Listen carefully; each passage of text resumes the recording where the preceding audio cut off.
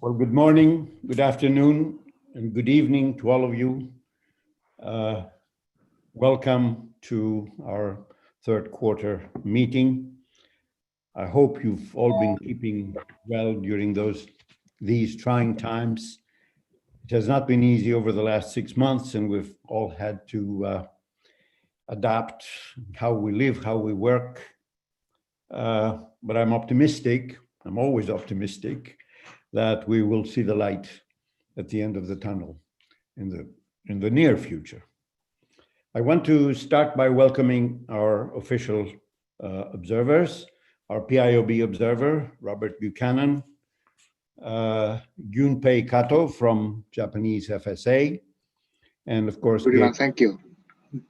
Welcome, Junpei, and Galen Hansen, our TAG chair. I also want to welcome Sylvie Sullier, who is the chair of our two task forces on EQR objectivity and on engagement team group audit independence, and Denise Canavan, member of our task force on EQR objectivity and engagement team group audits also.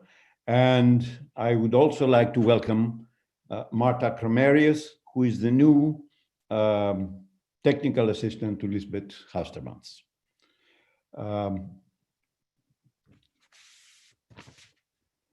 Now, we are all familiar with Zoom and the virtual meeting functions, so I don't think I should go over them again. ASCII has circulated the detailed instructions, with which I'm sure you're all aware. Jeff, and later in the week, Deanne, will take turns to help me manage the control functions for the meeting. At the appropriate times, they will call on participants to take the floor after they've queued up to speak.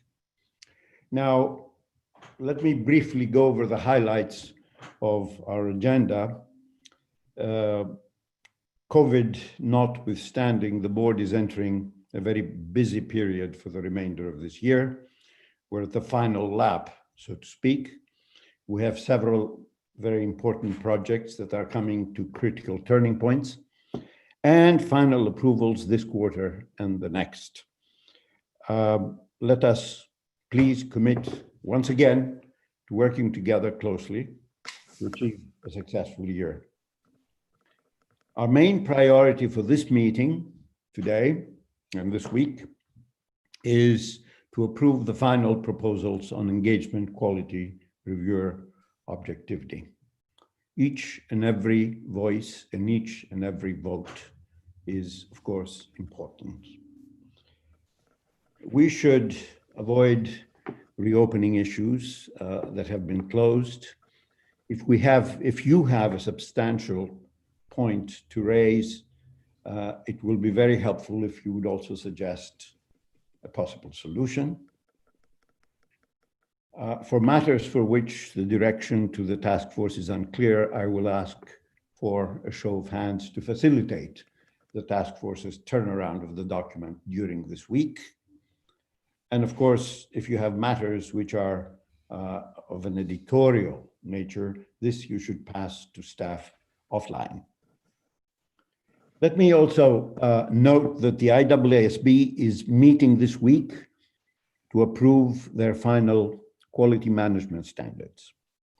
We will be in contact with the various task forces of the IESBA during the week on matters that will require possible coordination. I expect that by Friday morning, the end of this week, we will be in a position to vote on the final engagement quality reviewer document. Other important projects for the discussion, of course, during this meeting include NAS, fees, PI, technology, and engagement team group audits. They're all very important projects. And of course, NAS, fees, and PI, as you know, are the highest priority in terms of timing and timely completion. And I want to really take this opportunity to thank the task force chairs for leading these sessions, and the staff for working hard to maintain our pace and our timely preparation. I also want to thank participants who have provided advance comments on the agenda material to the relevant task forces. And of course, again, the task forces and staff for their work. Now, let me make a few remarks about the December meeting, our next meeting, the last quarter. Following consultation with our planning committee, I have decided that we will continue with the virtual format for our December board meeting. In many ways, this decision has been relatively easy to make, easier than the prior decisions we made, because clearly, while economies around the world have been gradually opening up, the virus is still around, alive and well, as it were, and we're still waiting the arrival of effective vaccines and therapies. So travel restrictions remain significant, and there are stringent quarantine requirements even on arrival in many countries, as you know. So at the same time, we've gained experience working effectively with virtual meetings. So of course, what I would like to say is that we're going to have a virtual meeting in December. And let me note that the IESBA and the IESBA will also hold their fourth quarter meetings, as all IFAC boards and councils, virtually. Now, given that we are expecting 3 documents for approval in December, the NAS fees and the exposure draft on PIEs, we will need 2 further days in addition to the dates of November 30th to December 4th that we have previously confirmed. Staff will reach out to board participants after this meeting with some date options for these 2 additional days. I would appreciate it if you could indicate your availability at your earliest convenience. Now, we have also circulated in agenda item 1A our schedule for outreach and related activities. I want to thank all board members who have participated in recent virtual outreach activities. And if you have participated or will participate in outreach that is not recorded, please let us know. A few words about the planning committee and an update. The planning committee met via video conference, in late July and in late August. Topics discussed included next steps on the PI project and coordination of effective dates with the NAS and fees projects. The PIOB's updated list of public interest issues as of July, including on EQR objectivity. The forward work plan and December board meeting, and transition planning regarding the final monitoring group recommendations. Also, we discussed the second quarter forecast of the 2021 budget. Last week, we held a successful virtual CAG meeting on September 1 and September 10th. Task force chairs will report back on the feedback from the CAG during their respective sessions. The joint IESBA CAG meeting will be held on October 13th, followed by an IESBA CAG session. So this is the last part of the CAG that we have to still discuss. I would like to invite Galen at this point to share any remarks or observations in CAG meetings we have had on September 1 and September 10th. Galen?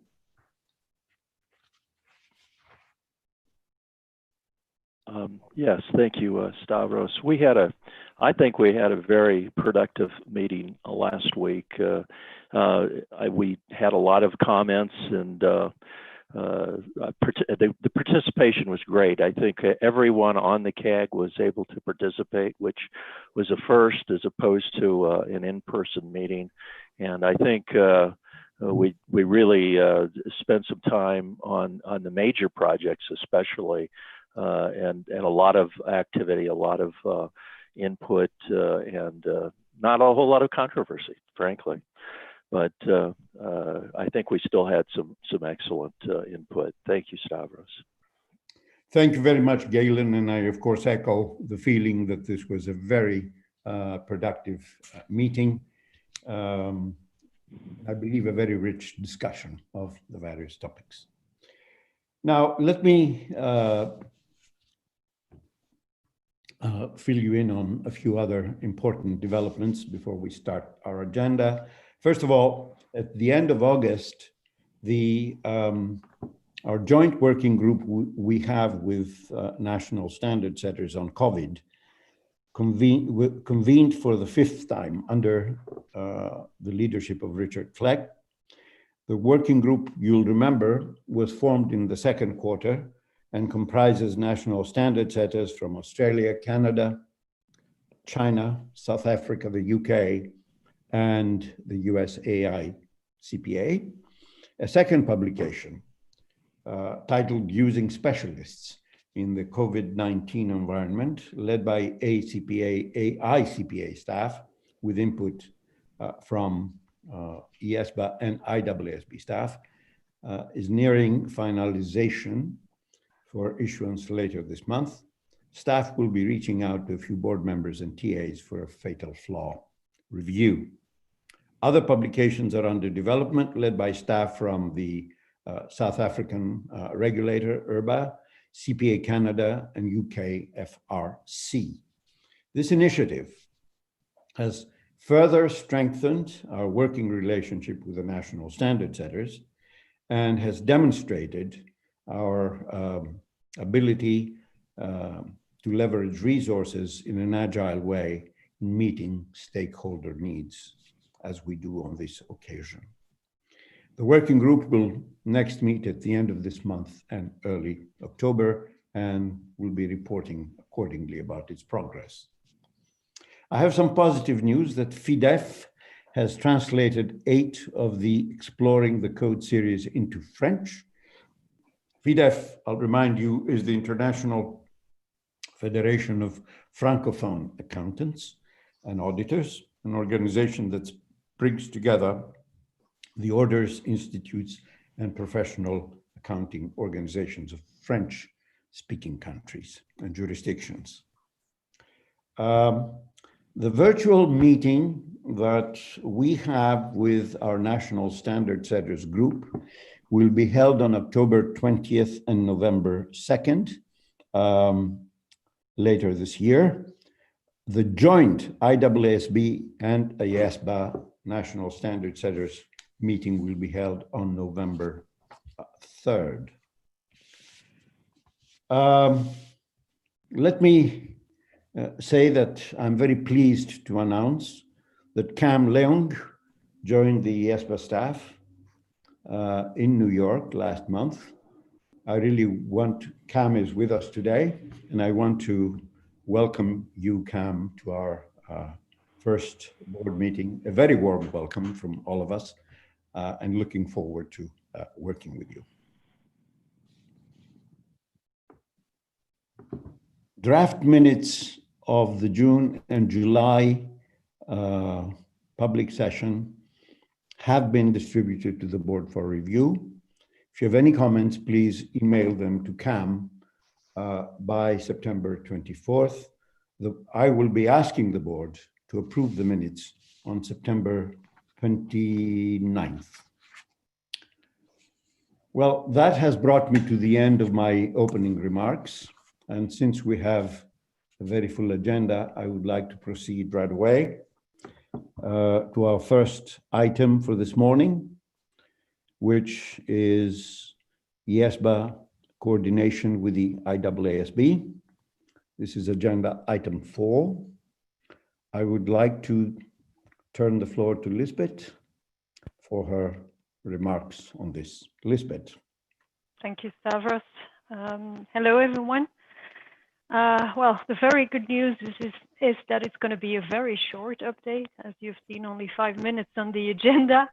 And also, if you had a chance to look at the supposedly slide deck for this session, you have noted that, well, there wasn't that much going on in this area compared to my previous update. And the reason for that is, well, the IEESB is working very hard on its quality management standards with the objective to have these voted in their meeting now in September. And so as part of that exercise, the representatives on this task force were actually provided with the latest draft of the standard sometime, I believe that was mid-August, and so we all provided feedback to the IEESB on the latest changes that they had made. And then subsequently, we also had a call with them that was on the 8th of September, and they explained to us actually how they all addressed our comments and our questions. Just for your information, and to be fair, we did not raise any real significant matters. We just recommended, for instance, that they could update some of their examples that were references to the code, because in previous versions, the IEESB had included language to clarify that also part 2 can be applicable to a firm. However, that language resulted then somehow in an overemphasis on this part compared to the rest of the code. And so we brought that to their attention, and they have fixed that now with a more general reference to different parts of the code. And then secondly, we also ensured that there is more general alignment of terms used in the code in that ISQM1 draft. And then also, just to be complete, and there was also actually evidence of our coordination efforts. There was one more matter that was brought to the attention of the task force on engagement teams and group audits, so that they can look into that further from an independent standpoint. And that was actually the matter in relation to a firm using an external service provider to act as an EQR on an audit engagement instead of someone from within the firm. So as I said, very brief, that's basically really everything I wanted to share with you on this ongoing coordination between the two. And that's all. 5 minutes, not more, promise you. Thank you very much, Elizabeth. And I consider that the brevity of your message is good news, because that means that coordination is going smoothly. Let me see if anybody has a question or a remark for you. Please raise a hand if you do, board members. Anyone? Don't see any raised hands, Mr. Chairman. Okay. Thank you very much, Lisbeth. And we can now go on to our next agenda item, which is a very important one. I welcome again Sylvie Soulier. This is the discussion on EQR objectivity. And Sylvie, you have the floor. Okay, well, thank you very much, Stavros. And thank you also for reminding the purpose of that discussion today. Indeed, the plan normally is to be able to approve the final provisions related to objectivity of the EQR.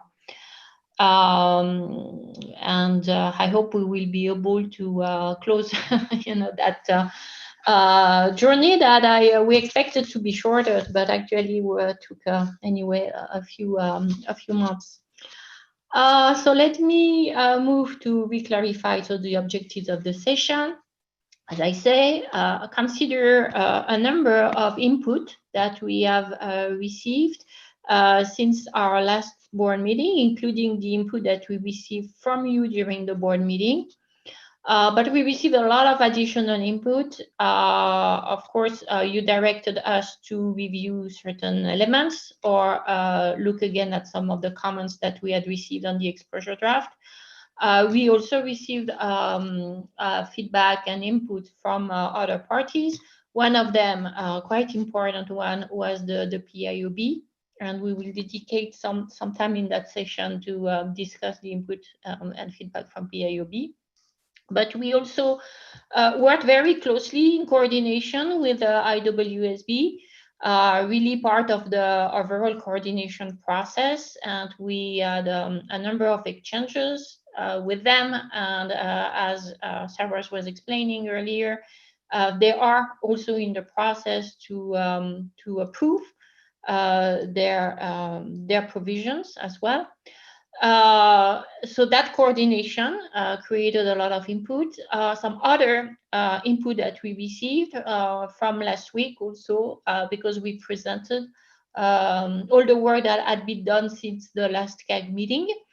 And we received very good also input and feedback from the CAG. So we will present all that to you. So you will be fully informed of what the task force has been considering, and also the overall views of the task force. As usual, since our purpose is to have a final approval, we will have more than one session. So we will have a big session today to discuss really some of the most significant points. We have received already a number of comments more on editorial matters that we will be considering between this session and the next one later this week.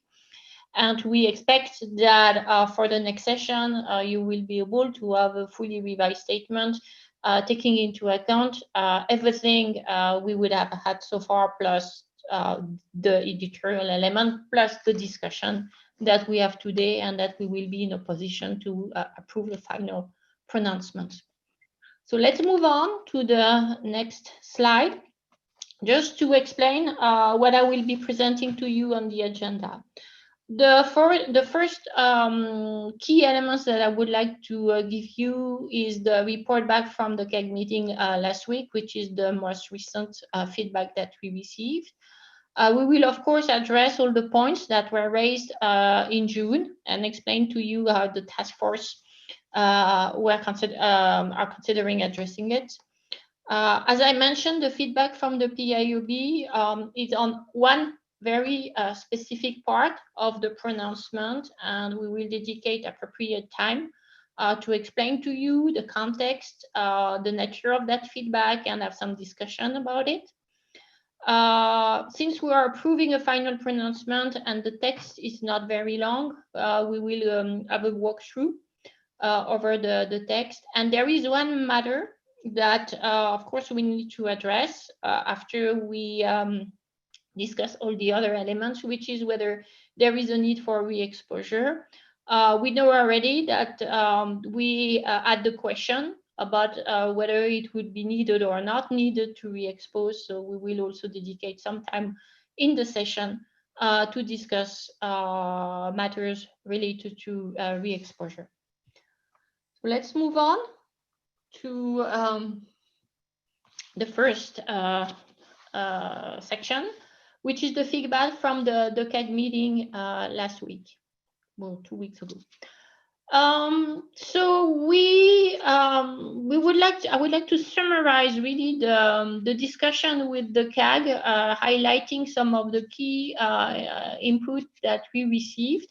But just before of that, really a good part of the session was dedicated to make sure that the CAG would really catch up on all the matters that we had the opportunity to discuss since we met with them last time.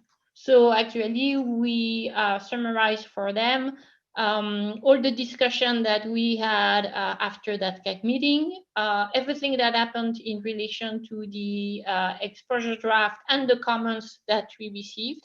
So most of what we presented to you back last June, we presented to the CAG. We also explained what was the discussion during the June board meeting. And similarly, also the input from the PIOB, and we also had a representative from the PIOB giving us their views, on the EQR objectivity. So if I really take the most significant takeaway from the CAG meeting, of course we worked on the report back from prior comments from the CAG, and we took also some new comments. One of the key topic was about the interaction between a cooling off requirement on EQR objectivity and the fact that there are some cooling off requirements in relation to EQR independence.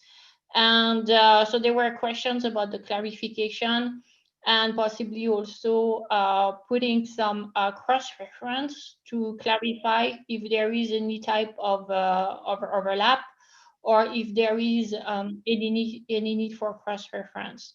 I would like to highlight that in particular because CAG is not the only stakeholder that came with that suggestion, and it is also something that we will try to address in the drafting of the pronouncement. The other topic that was raised, and it's not a surprise because it is something that we discussed with you back in June, was about the fact that we were considering broadening some of the guidance that are applicable to an EQR to be applicable to appropriate reviewer more generally. It is something that we will be discussing in that session anyway. And but that it is something that is worth mentioning, and in particular the comment that we had about making sure or being cautious not to create unintended consequences by broadening the scope in our guidance. And well, the CAG was not the only one. We got also the same type of discussion when we had discussion with the IESBA, for instance. And the other point that we will be also addressing later in this session, similar, the CAG asked us or has some expectation that we will give some very good consideration of whether there is a need or not a need for re-exposure. So those points were also discussed with the CAG. Perhaps we can move on to the next one. So we started to provide some element of response during the CAG meeting to explain our rationale, and particularly what we had already discussed in last June.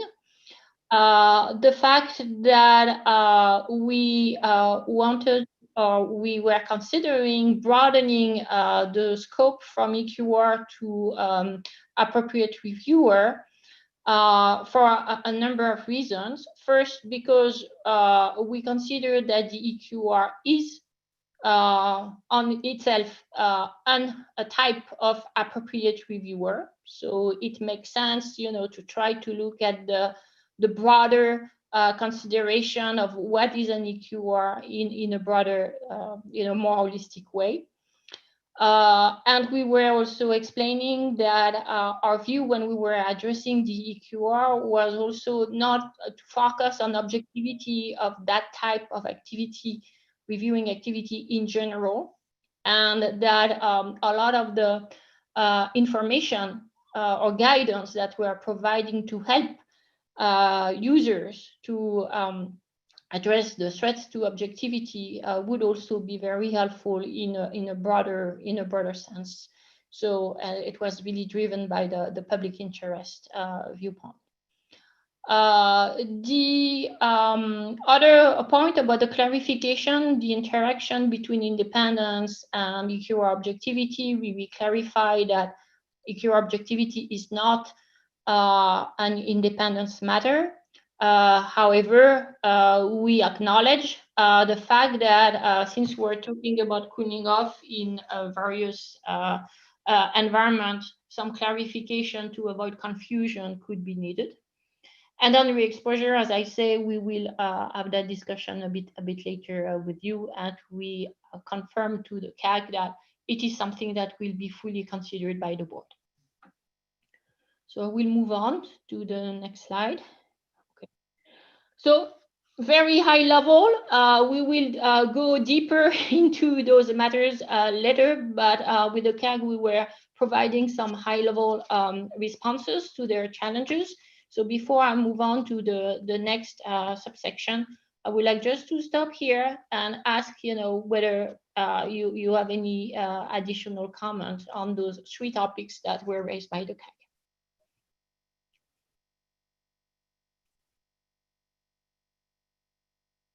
Please raise hands, any board members, if you have comments or questions for Sylvie.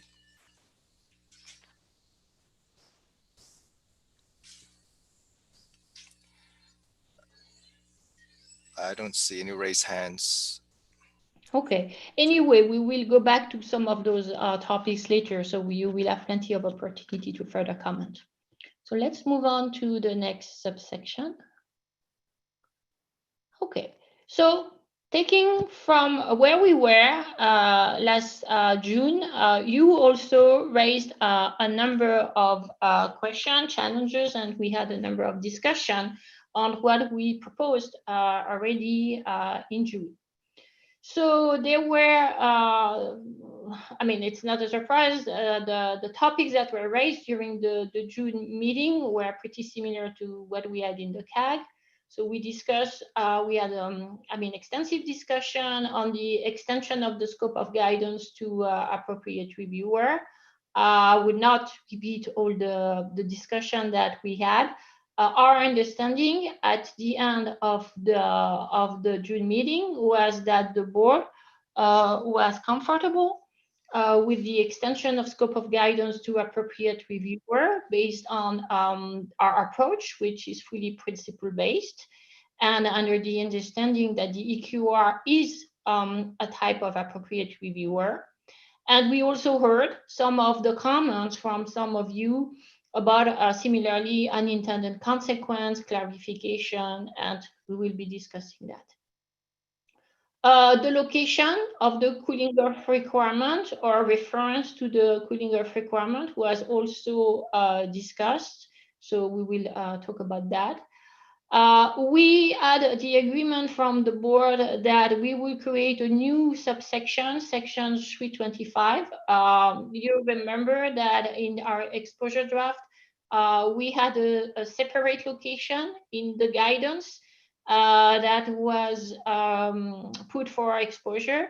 We were in the section 100. And it was also as a result of comments and discussion with you that we all found that it would be more appropriate to be under section 300 since it really relates to professional accountants in public practice. So this is, I mean, we continue, of course, to present the pronouncement in that section 325. Besides that, we had a number of comments about the structure that and the drafting convention that we had used for that, and we will be we have been followed, some of those consideration and recommendation. The fact that we had located or created a new section 325 in section 300 raised also the issue whether there was a need to also create some guidance in the professional accountant in business, and we will be discussing that as well. So let's move on to go more in detail. So the cooling off requirement, whether there is a need to have a cooling off requirement in the code and where to have that located in the code. Just as a reminder, under ISQM1, there is this is where the provision related to EQ review are set, and it is where also is set, the in which situation an EQR would be required, and all the general elements relating to EQR. The separation for an individual between prior activities before being an EQR and an activity as EQR is set in the ISQM2 pronouncements. ISQM2 really develops what are the expectations and requirement of an individual to be an EQR. So it's really redefines and explains, all the consideration and the needs to have an engagement quality review in relation to an audit. The discussion that we have had since almost the beginning of that project in coordination with IESBA had been almost since the beginning that ISQM2 in their pronouncement will be very specific and more rule-based. That's really their approach, more rule-based to clarify what are the criteria and expectation of an individual doing the EQR, while the code, and that was why we needed to make some changes of the code will clarify all the principles that are coming from the conceptual framework in relation to objectivity in a more general way. And that way, the two pronouncements will be articulated, one is with another, would be that the code will highlight the principles and really lay the groundwork to facilitate the understanding of the conceptual framework and clarify what are possible threats to objectivity, while the IESQCM being much more specific and really focused on quality reviews would on its own have a number of very specific requirements addressing their more focused purpose. And with that articulation between the code and ISQM2, we also had an agreement to have some explicit cross-reference. And actually, when we say cross-reference, it goes both ways.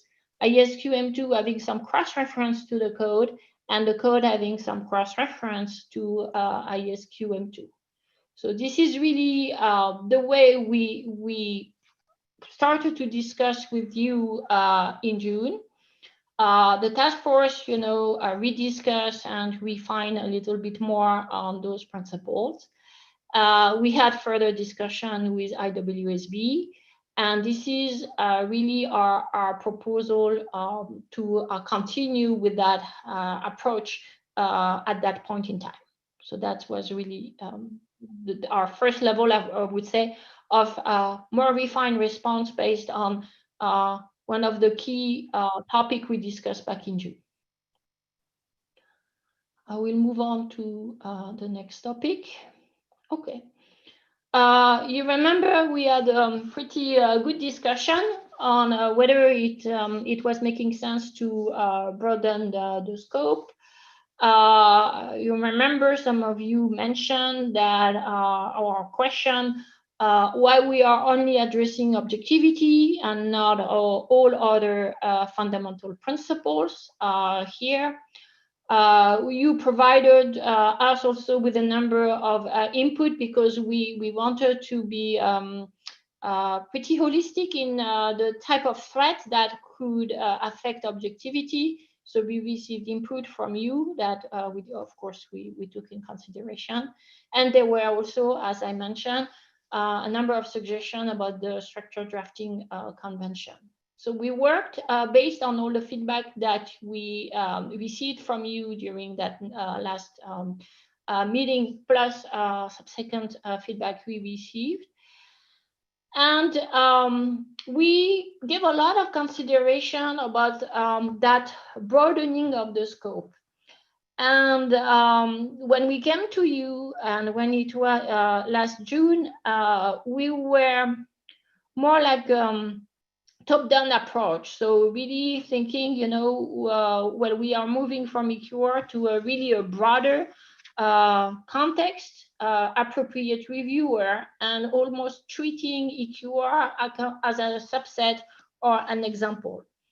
And we really reflected, the task force reflected on that, plus the feedback we received, you know, are we detracting or changing from the initial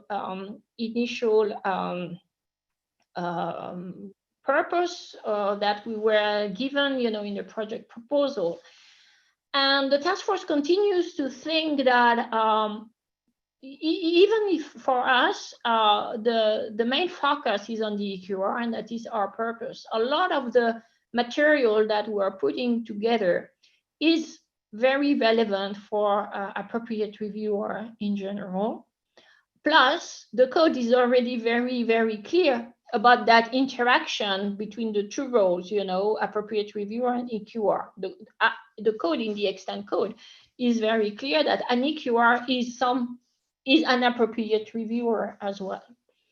So we were thinking that perhaps it's more an optic issue that we were facing, and really the central focus, as expected, as put forward in our exposure draft, is indeed the EQR objectivity.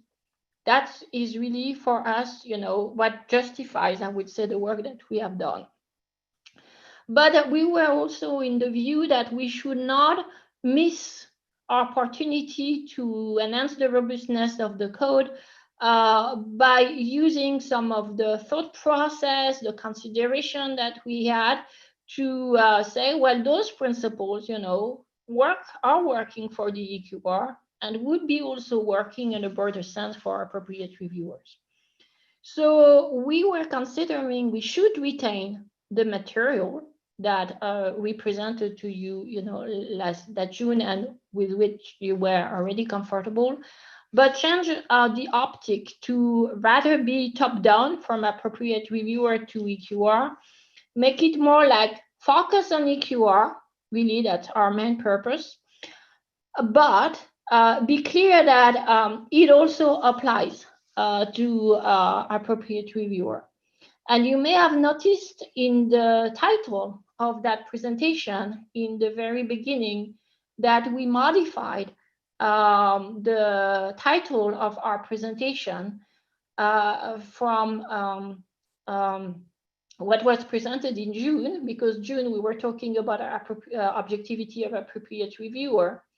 And today we are reverting back to talking about objectivity of the EQR and other appropriate reviewer. So we are changing the optic to clarify the focus, but still keep the benefit of the consideration and the work that we have done and the guidance.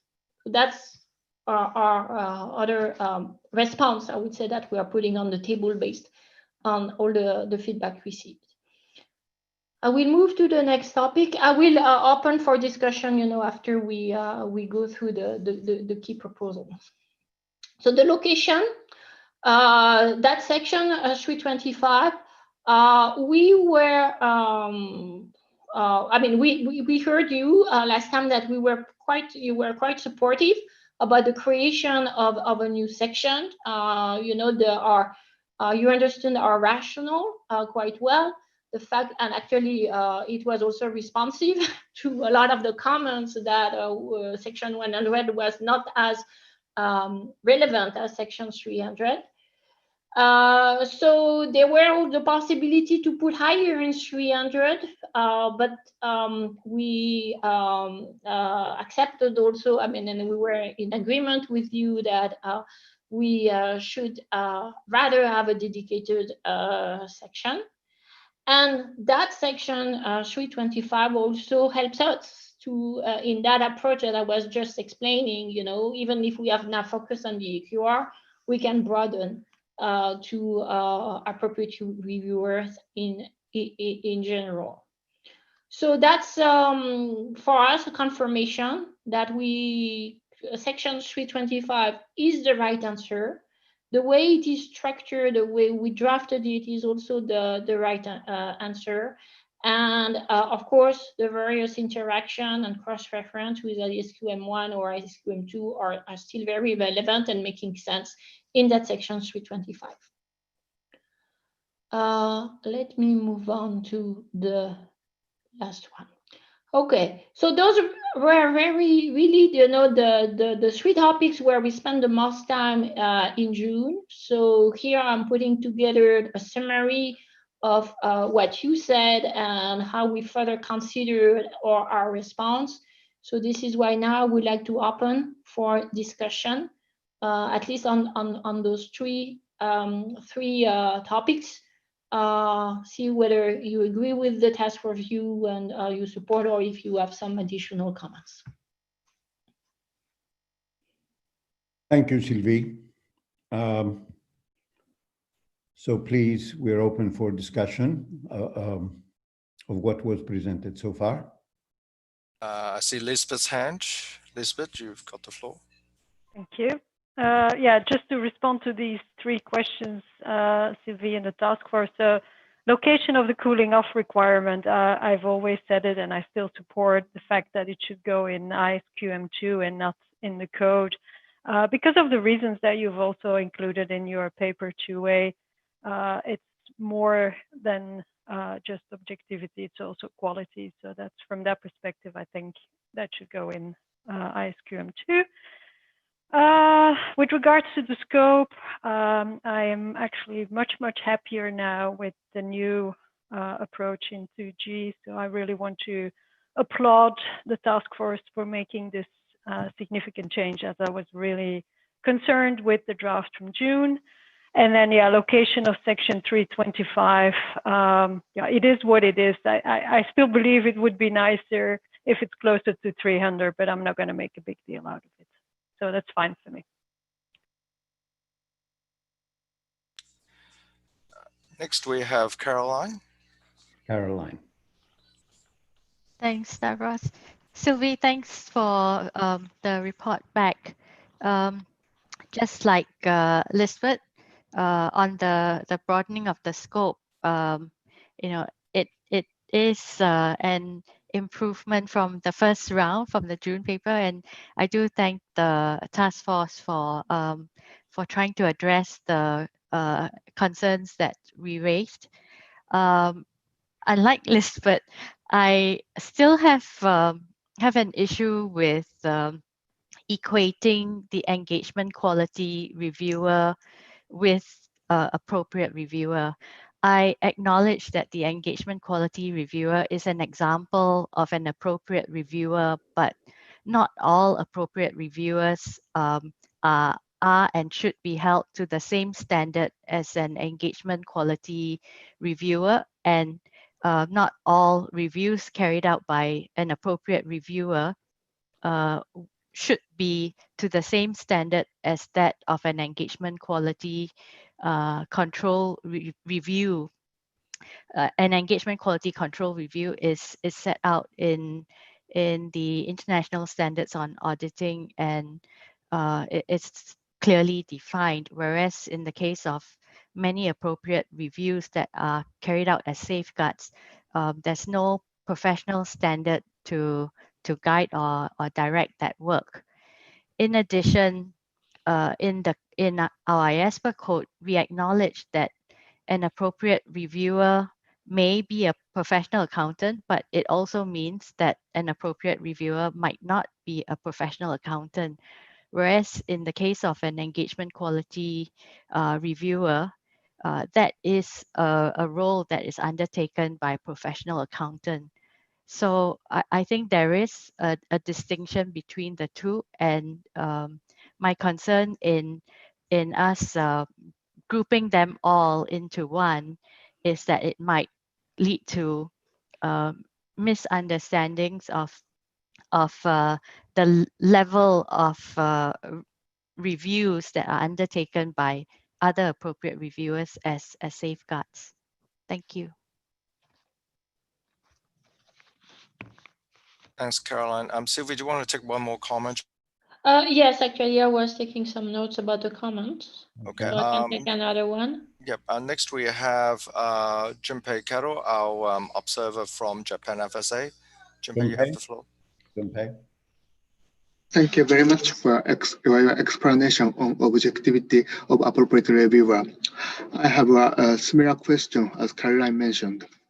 From my experience as an auditor, my understanding is that audit firms are utilizing non-professionals, tax specialists, evaluation specialists, etc., in their performing audits.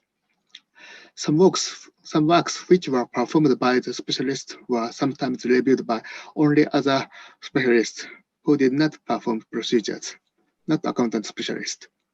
On the other hand, it seems that the definition of appropriate reviewer described in 325.4 includes only professional accountants. Does it mean that all works performed by specialists should be reviewed by professional accountants ultimately? If so, I believe it might be good to revise the description or add the explanation to clarify this. It might be my misunderstandings or issues which you have already discussed, but I would appreciate it if you responded to this. Thank you. Thank you, Jinpei. Sylvie? I will suggest I will respond to those two points that are closely related, actually, and before we move on to the next one.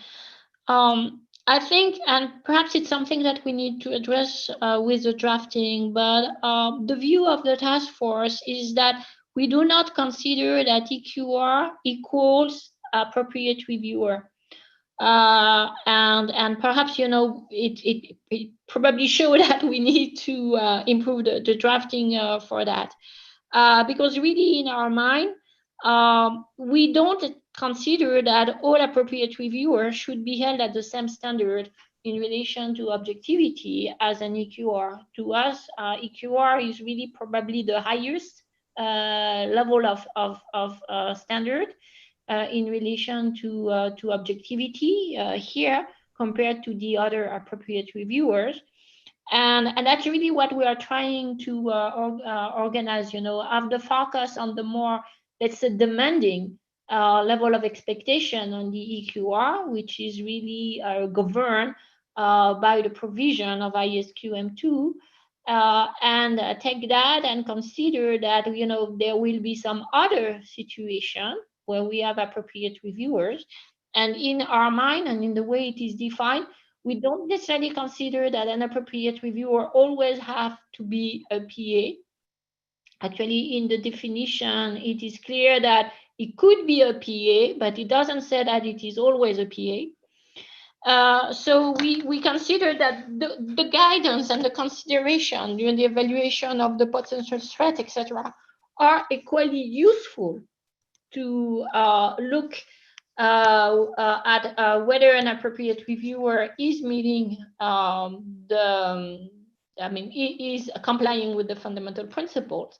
But it doesn't mean that necessarily the level of threat will be at the same level in terms of acceptability, if I follow our conceptual framework. So I think we need, and we will look again at the drafting, we need to clarify that. And I think that links to some other comments that we received about unintended consequences. I really sense that many concerns are you using the EQR criteria and level of acceptability, including the possibility that, for instance, there will be the cooling off, etc. And are you extending that to all appropriate reviewers? So I will be very clear, that was not the intent of the task force. I don't think it was the intent of the exposure draft. And clearly, it was very clear from the feedback from the board that it was not our intent as a board either. So I think we do have a drafting issue here, and I hear your concern, and we will, you know, with all the input that we receive, we will try to make sure that we lift the confusion or the risk of misunderstanding that could come from the draft. May I perhaps I would move on, Jeff? Yes, there's no other raised hands. Yeah. Yes. Go on. Could we go back? Yes. Do we have some other comments or questions? No? No, that's it. Please. Oh, okay. Okay, so let's move on to the next topic. So the other point that was discussed is we were asked as a task force to consider whether a similar guidance or proposed guidance would also apply to accountants in business. And in particular, that was, I mean, that question was very legitimate considering we had initially something in the section 100, which applies to the entire code. And then, you know, post exposure draft and comments, we proposed to focus that only on public accountants in public practice. Actually, it was our intent from the beginning, but I can understand that the fact that our exposure draft was proposing provision in 100, that could have also created some confusion. So the task force really look at the different type of options, like, you know, do we need to mirror a new section in part 2, section 325? Do we need to broaden 325 to cover public accountant in business and create cross-reference, or have no further action at this time? And we looked at those possibilities, and we looked again at the project proposal. And for us, the project proposal is very clear. Again, you know, the focus, the central focus is about the EQR. And for us, there is no EQR, there is no such standard that would be applicable for public accountant in business. So for us, we consider that we will be outside scope. I mean, clearly outside scope, that would be really broadening too far. And we have not at all presented anything, you know, in the exposure draft that would justify extending to PAIBs. So at that point, the task force concluded that we need to stick to EQR plus giving the benefit to appropriate reviewer for public accountant in public practice, but that we will not address a similar topic or parallel topic for PAIBs. So let's move to the next slide. I will just, for the sake of consistency and comprehensiveness, ask you whether you agree with the task force recommendation, or perhaps asking if someone disagrees with that recommendation will be easier. Rich, your hand's been raised for a while, so you have the floor first.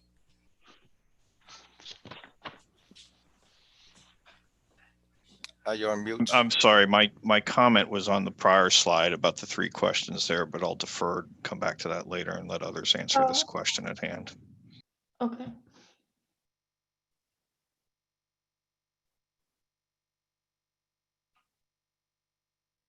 So just on PAIB, if there is anyone, do you have anyone, Jeff? No. Okay, so then I suggest we go back to the 3 other questions, and we will hear from Rich. Yes, please. Yeah, I apologize. I was not able to get my hand raised fast enough before. On the scope or the cooling off period, my understanding is that the ISQM2 will require a 2-year period.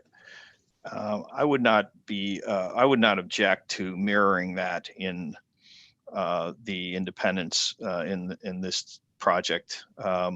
I agree with the comment that it's both an independence and objectivity and a quality issue, but I don't see any reason why, if it was important to make sure the message was clear, that we included in this document, if that's the driving question that's there. As to the scope, I'm a little I'm a little concerned about how the words in 325 5A1 have been expanded from what was about the engagement quality reviewer to the appropriate reviewer, particularly in points C and D under the familiarity threat and the intimidation threat.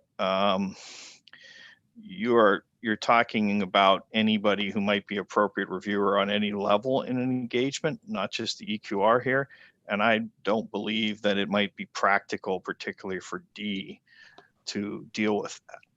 It would not be uncommon that someone in a leadership role in a public accounting firm would have their own audit clients, and the people working on those engagements then would in fact have a direct reporting line. And so I'm not sure how one addresses that. I understand that for the EQR, but very challenging for the rest of the appropriate reviewers. Yeah. And I don't have any concern about location on section 325. Thank you.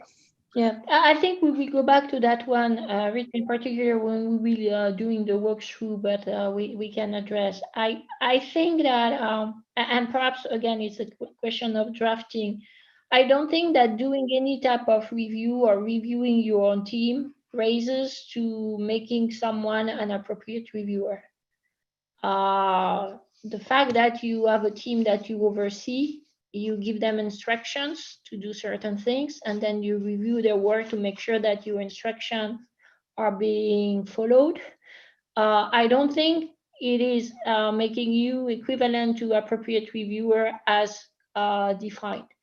So I think we need perhaps to be more crisp, I would say, of what it is an appropriate reviewer. Appropriate reviewer and reviewer or reviewing the work of others is not the same thing. Perhaps we will have to say it very, very, very clearly here. To the extent that objectivity is always required for a professional accountant, I can understand that it could confuse some. But the level of, let's say, review or scrutiny that we are addressing it, even if it is not as high as the EQR, doesn't mean that every time there is a review, we are within those boundaries. So probably, you know, some additional drafting work to be done.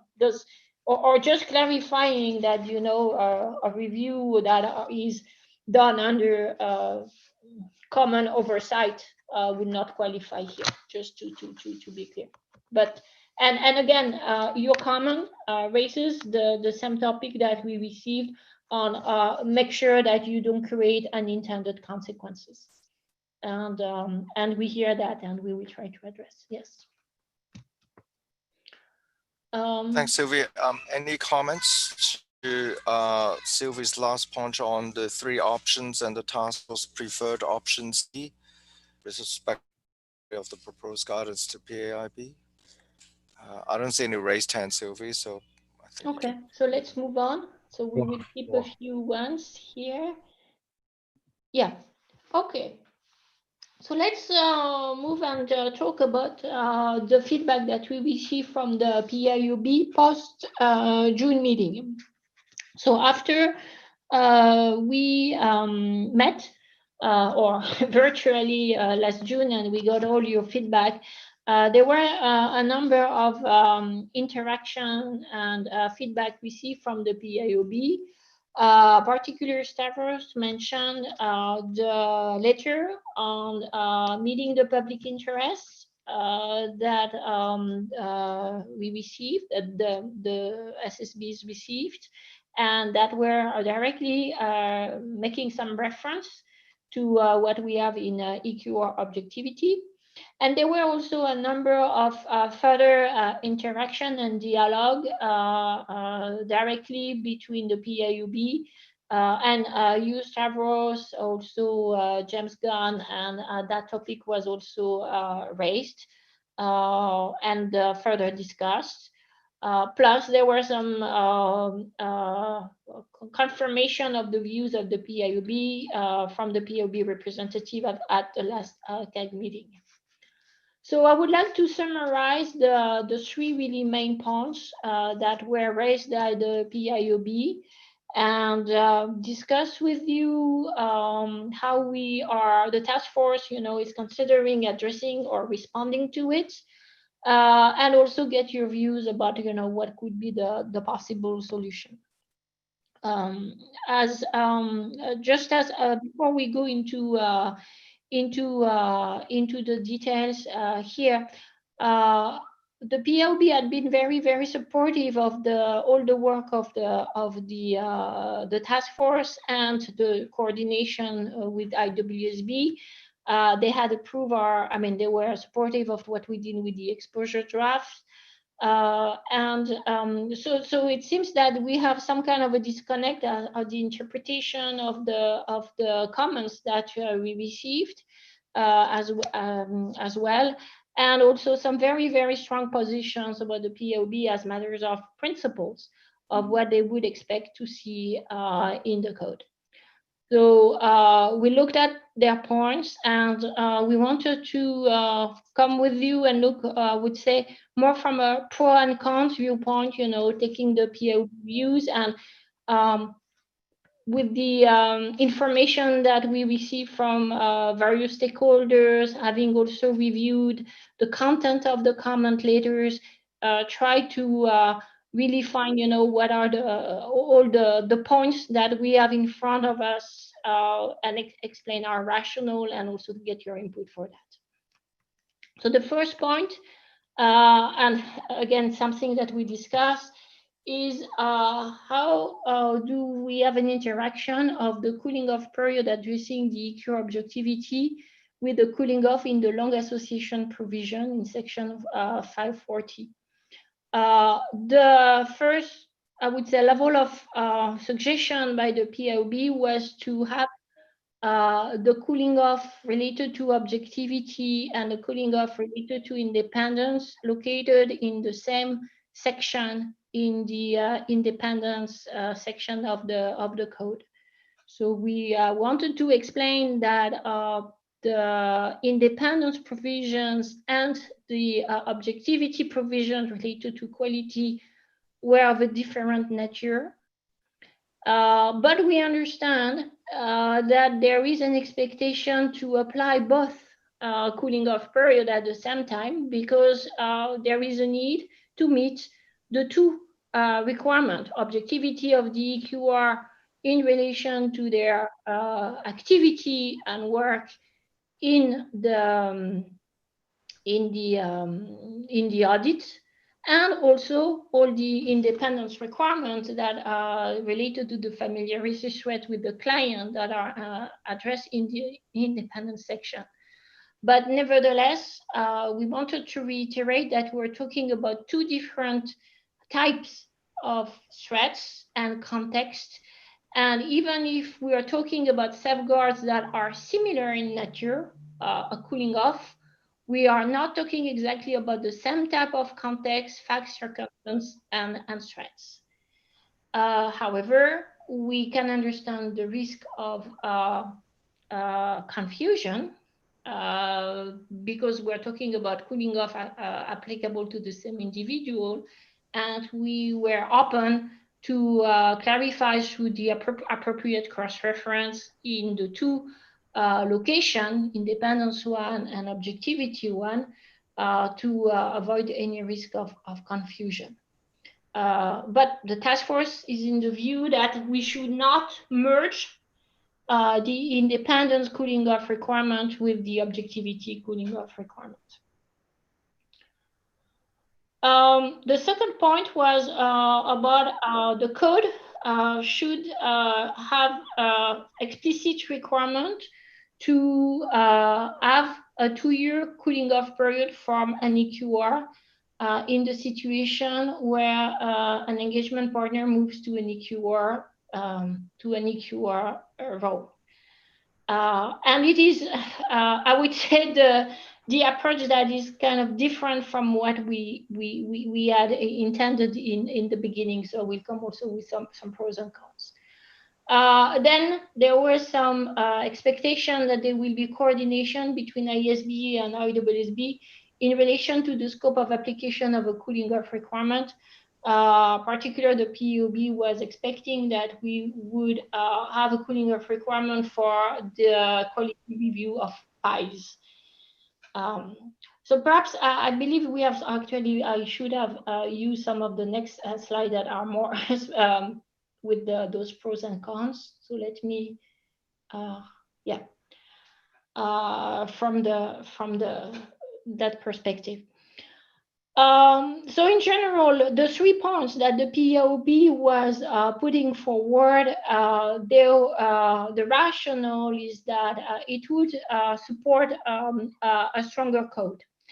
And the view is that if you have a rule rather than just principles, it will generally make the code more robust because you are more prescriptive. One also of the key points that was raised by the POB was the concern that certain jurisdiction adopts the ISAs and not the code, and perhaps some other jurisdiction would adopt the code but not the ISAs. And for the one jurisdiction that is only adopting one of them, if for instance, if they use the code but not the ISAs, if they don't see a requirement of cooling off in the code, they will not apply it. And the other point, as I mentioned, it was facilitating the looking for all cooling off requirement in one place by merging independence and objectivity. So those were really the pros. And that I would say we could agree on the facilitation, the benefit for some jurisdiction, and the support of a strong code. We understand totally the rationale when we were discussing with the task force. But the task force also seeks some feedback from others, including IESBA and other stakeholders, and we were considering that our experience and the way we have been working with IESBA so far, we do not duplicate everything between the ISAs, for instance, and the code. It is really why we have put together that coordination process starting more than 2 years ago now to have better understanding and interaction between the code and the IESBA. And we could find a number of examples, for instance, where there is no duplication of pronouncement between the two, but simply more cross-reference, or one really using the support of the other to better work on our pronouncements. The other concern that the task force was, and it relates also to the broadening of the scope, is that we want to avoid, and again, probably another drafting issue, that people will do appropriate reviewer equals EQR, therefore cooling off period of 2 years should apply to any appropriate reviewer. I mean, that could be also an unintended consequence and interpretation. And we don't think that a cooling off period of 2 years is a default response to any threats to objectivity. It really responds to a certain type of threats to objectivity that could happen in the context of a quality review. But, and you see in our draft, we identified other scenarios where objectivity could be threatened. And clearly the cooling off period is not necessarily the answer. There could be some other answers also. Our other concern as a task force is that it really focuses on the cooling off of the EQR and decreases the focus on the objectivity of appropriate reviewer in general. So it links also to the second option. So we were thinking that we should have in the drafting the proper clarification, interaction, cross-reference, and be as specific as possible, but without losing the focus and the benefits, of providing some very good guidance on objectivity in general. So those were really all the consideration that the task force took, but with the intent to be as responsive as possible to the PIOB comments. Let me move on to the next slide. I will just stop here. You have had the benefit of the issue paper when we have really put forward more context and details, on the PIOB comments and our responses. But really, I'm just summarizing, but I think it's really worth to have some good discussion on what the PIOB comments were, and your views, on the level of response from the task force. Okay, board members, please raise hands if you have any questions or comments.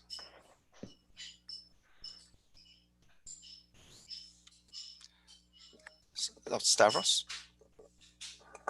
Yes, thank you. Sylvie, thank you very much for a very clear presentation. I was simply thinking that maybe before we start a discussion on this, you should specify what are the ways you have responded to this whole conversation, so that the board can make judgments about the response. That would be my suggestion. Okay. Do we want to look more at the response, like directly the drafting that we propose, or do you think we need to look at elements, in detail, point by point? No, I would say the first. Yeah. Okay. So we can move to that slide directly. Save time. Yeah. Yeah, to that slide, which is actually at the end. Carla, I think we can move to the last page, because it is really no, the one before.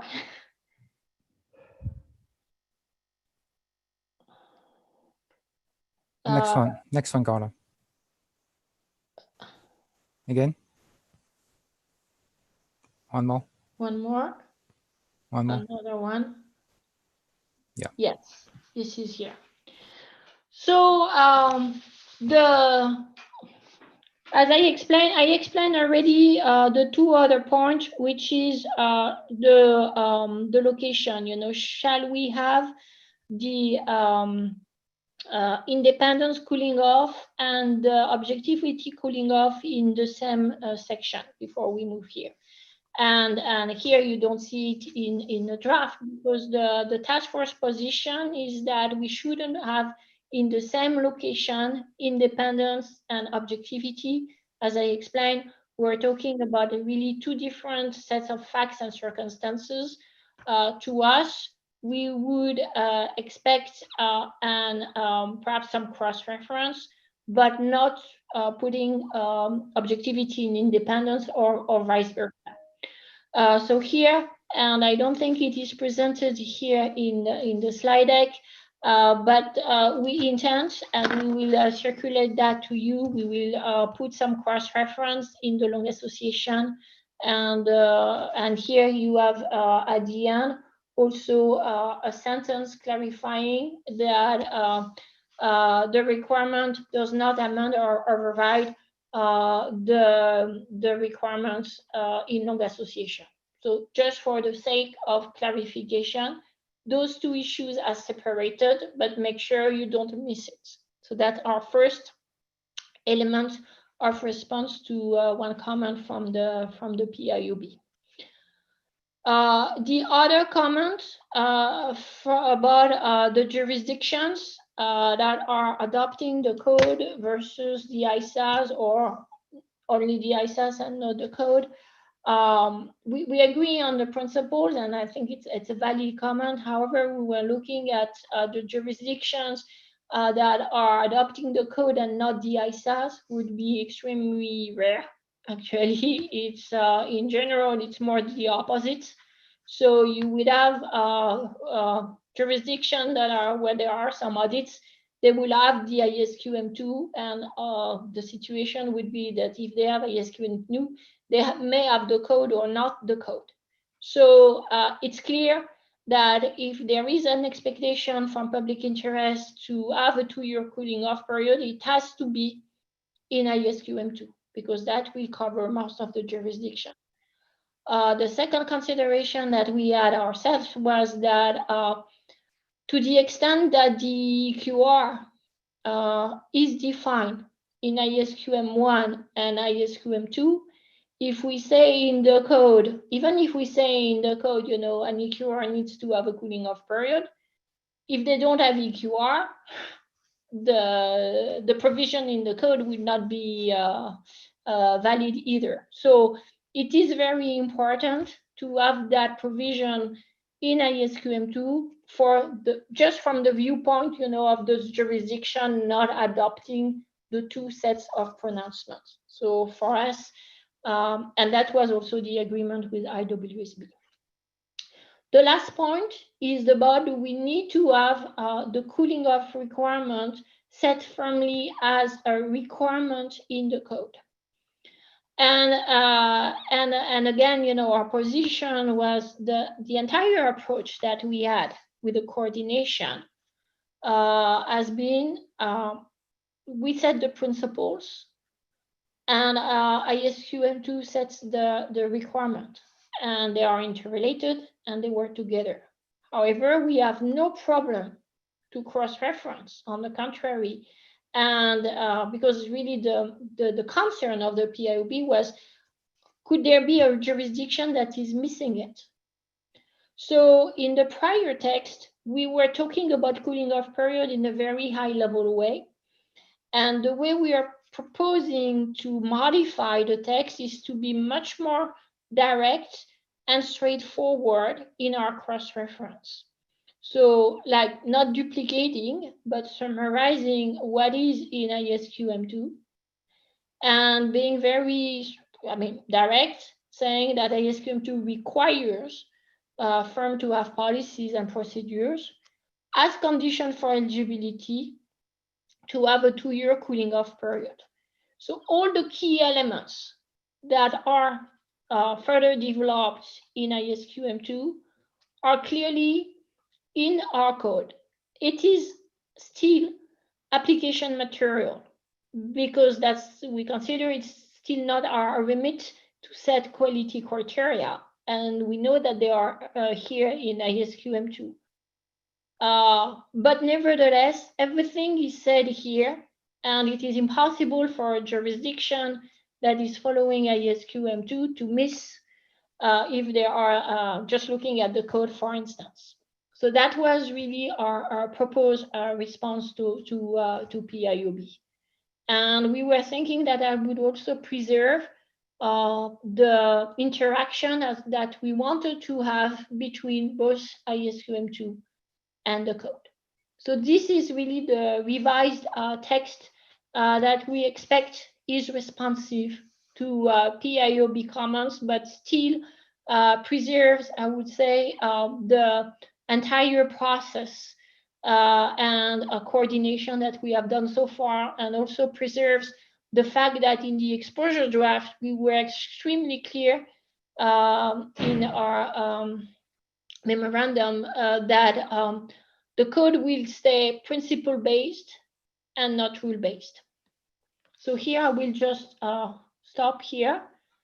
And for that, it's that paragraph actually that says it's all in relation to the POB issues. And get your feedback here. So perhaps I will open for comments. Thank you. Thank you. Any comments, please, now at this point? Caroline? Thanks, Jeff. Caroline. Thanks, Sylvie. So in response to the proposal on the task force proposal to deal with the PIOB feedback, I agree that it should not be put together in one location, I think it would lead to confusion, because whilst the two action, which is the cooling off period being the action, is the same, each action is meant to deal with a different objective. One being, the threat to independence, and the other being the threat to the fundamental principle of objectivity. And so we should not put the two together, because we would prefer that the code is clear in its text.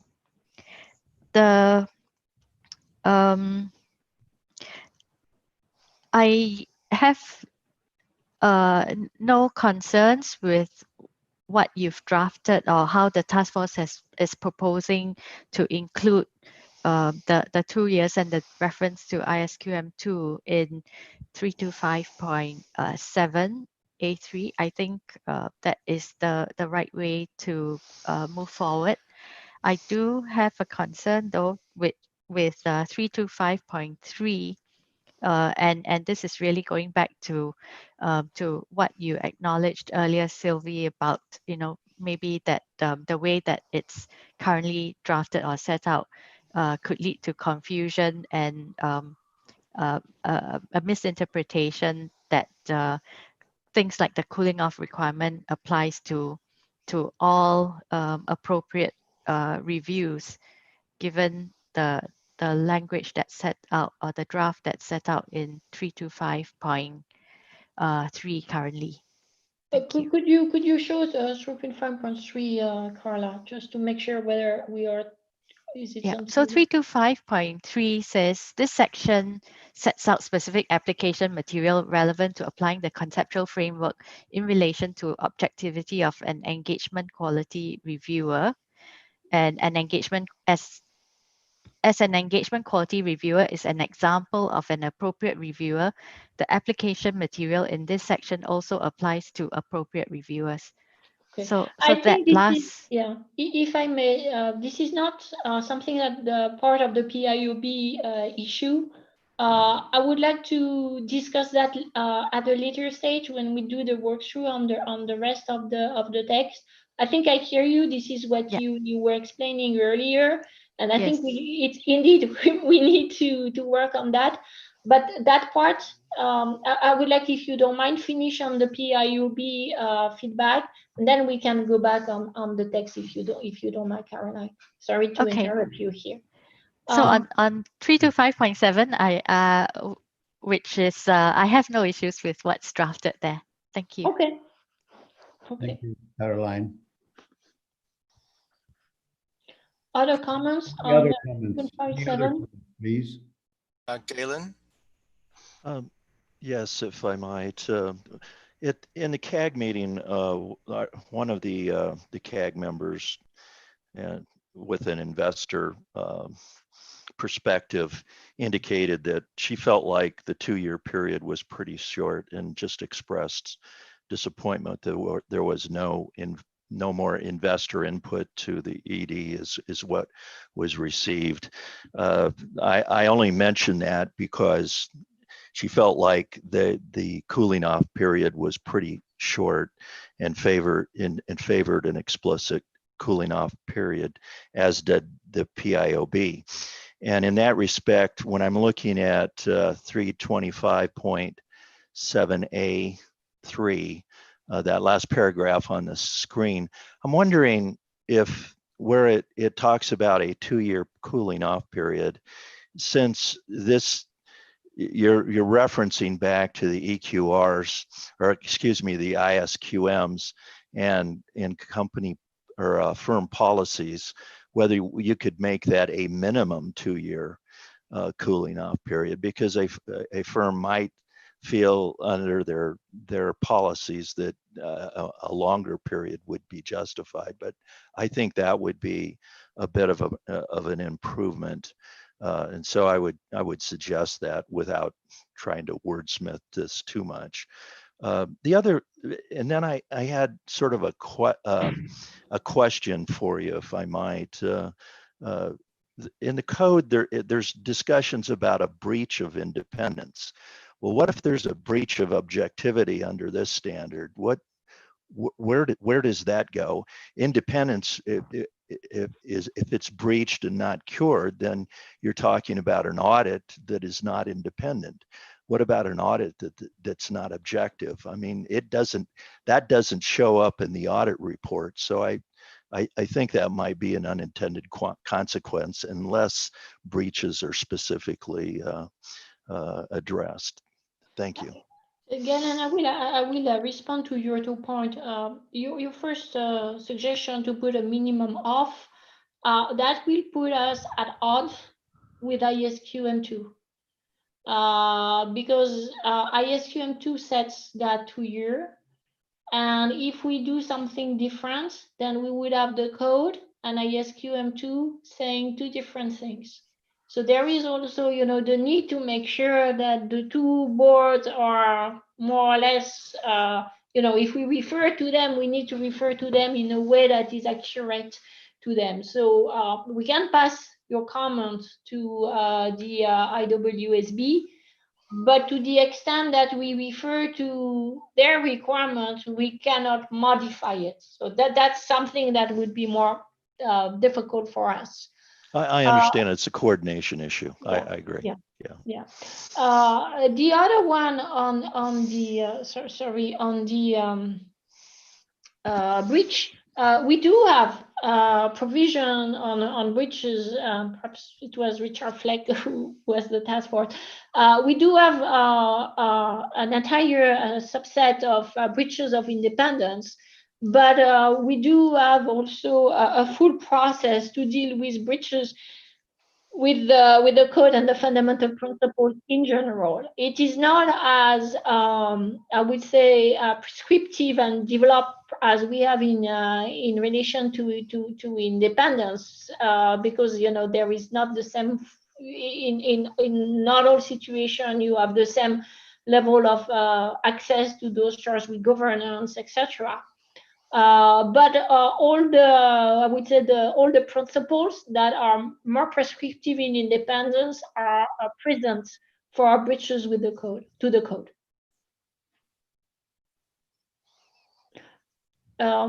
Sorry, Carla was also sending me a message about ISQM2 referring to breaches as well, if I remember correctly. So it is also part of the coordination. We do refer to the 2-year cooling off period that they have in their pronouncements, and it is a requirement. But in ISQM2, they do refer to the requirements that we have in the code in relation to breaches as well. And you have a comment?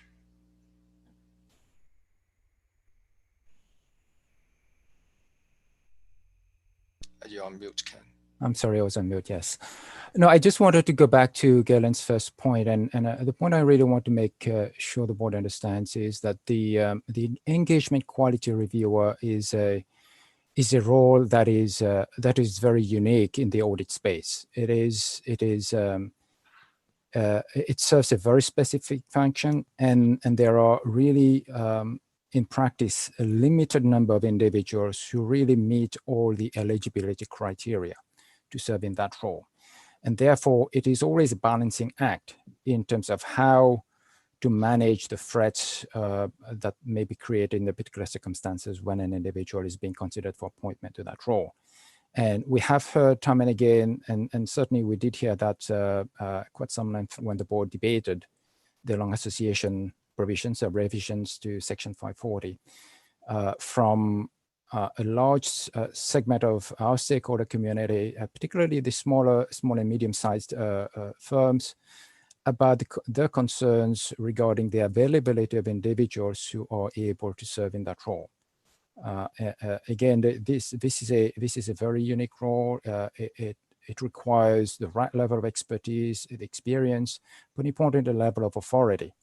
And therefore, there is a balance to be struck in terms of how for the supply of individuals who are able to serve that role is constrained in addressing particular efforts to objectivity relative to making sure that the audit teams, the audit engagement, has available the right types of individual to provide the right level of challenge, so to speak, relative to the judgments and so forth. So I think that's an important point to bear in mind when thinking about, how far to be prescriptive in terms of the cooling off. Thank you, Ken. We will take another question, but there is another point that I forgot to mention. It's so obvious, is also the fact that we have put a title on cooling off requirement in our application material to make it even more visible. It's also another element of response. Probably so visible that I missed it in my comment, but it really adds some more focus on the cooling off requirement. I just wanted to mention that part. Jeff, do we have any other comments? We have please? a couple more. Rich Huskin. Yes, thank you. Sylvie, clearly the existing long association, and particularly the IESBA staff FAQ, is very helpful in that this concept of 2 years, once the engagement partner has reached a certain number of years of service as the engagement partner, I believe the long association guidance would specify a longer cooling off period than 2 years to be the EQR. But perhaps that's just my interpretation of what that says there. I'm just curious how the task force thought about the interplay between, in other words, let's say a partner had served 5 years and then there was a proposal to move over to the EQR. I'm not sure I follow that would be 2 years would be the absolute minimum, but perhaps you have the task force already addressed that. Thank you. Actually, there were, some of us might remember that when we were drafting the long association FAQs, in the very, very beginning, one of the first draft, there was a scenario where you had an engagement partner doing 5 years and then moving to EQR. And we removed that scenario, knowing that the IESBA was not comfortable to, engagement partner moving directly to EQR. So it is removed. But technically, under the current code, that would not be a problem, but we removed it just for anticipation. And I think it would make sense after we have that approved pronouncement on objectivity of EQR to go back to the long association FAQ, and we clarify that type of scenario would not be acceptable under the new pronouncement. But we have nothing to justify why we don't have the scenario, back then. But with the new pronouncement, we will be able to clarify. So that will also add some additional content about the interplay between cooling off in long association and the sequencing of roles and the objectivity part. Ian has a comment, and then Stavros. Sylvie, just a small comment. On the heading that you mentioned, cooling off requirement, it looked to me a little unusual to have the word requirement there, particularly when it's not a requirement of the code. And so I just wondered whether cooling off period might be a better subheading. Yeah, you're absolutely right. Ian. Stavros? Well, is there any other comment? No. Precede me? No. Okay. Thank you very much. Thank you very much, Sylvie. I want to add a couple of comments here on what you've done. First of all, my concern in terms of coordination with the IESBA has been one of symmetry. In other words, that they refer to the code and we refer to the ISA instead of simply duplicating requirements. And I went through both the ISQM and ISA 220, and I see that there is a lot of cross-referencing to ethics requirements and to independence. And so I'm glad that we are doing the same thing, but in a way that is specific and makes professionals and users of the code very aware that this is an acknowledgement by IESBA of the requirement in IESQM2. So I think that this is the right way to go. My concern is that there are two other things. First of all, perhaps we should add to the application material of the long association proposal something that will clarify that there is no confusion or conflict. That was one of the PIOB points. I was wondering about that, number one. Number two, the other PIOB point, which is probably, I think, the most substantial to my mind, is the issue of the scope. Now, the issue of the scope, and I just want to bring it up and make everybody aware of where we are, has to do with whether we will be able to converge our concept of pi and the IESB concept of SP. And this is, of course, something that I hope we'll be able to do as part of the work on pi. So that is not something we should prejudge in this particular standard, which after all is timed so as to come out at the same time as the IESQM2. Yeah. These are the 2 points I would like to bring to the mind of the board at this point. Yeah, no, you're absolutely right. And again, here we follow what is in IESQM2. We cannot add to it or supplement it or create some additional requirement on how you do an EQR or to which type of entity an EQR would apply. So we can only, and that was really the purpose of that entire coordination and project, be putting in our code at that point in time everything that we could to facilitate the interaction between the two pronouncements and supporting really each other. That's absolutely true. I am looking at the time. Yeah, Yes. I also have our PIOB observer, Robert Buchanan. I think he wants to make a comment at this point. Okay. Robert, you have the floor. Yes, thank you, Ken. Thank you, Chair. I wanted just to respond at the appropriate time when all the board members had their comments. So if now's the time to do that, I can. But Sylvie, did you want to add anything further? Oh, absolutely. No. Before I move to the next topic, I think it makes much sense for you to comment now. Well, thank you. Let me just make a few points. Wanting to be very encouraging on this, but perhaps with just a little bit of a reservation at the end. Certainly on the point about the interaction between the long association provisions and the IESQM cooling off period. I'm sure the PIOB will welcome the work that's been done on that. And I think Stavros's point about having that some cross reference back the other way would be very useful. So I'm very happy with that. And on the point that Stavros just made in relation to the scope of the project, that is also very important. And it does seem that there's still a bit of a lack of clarity around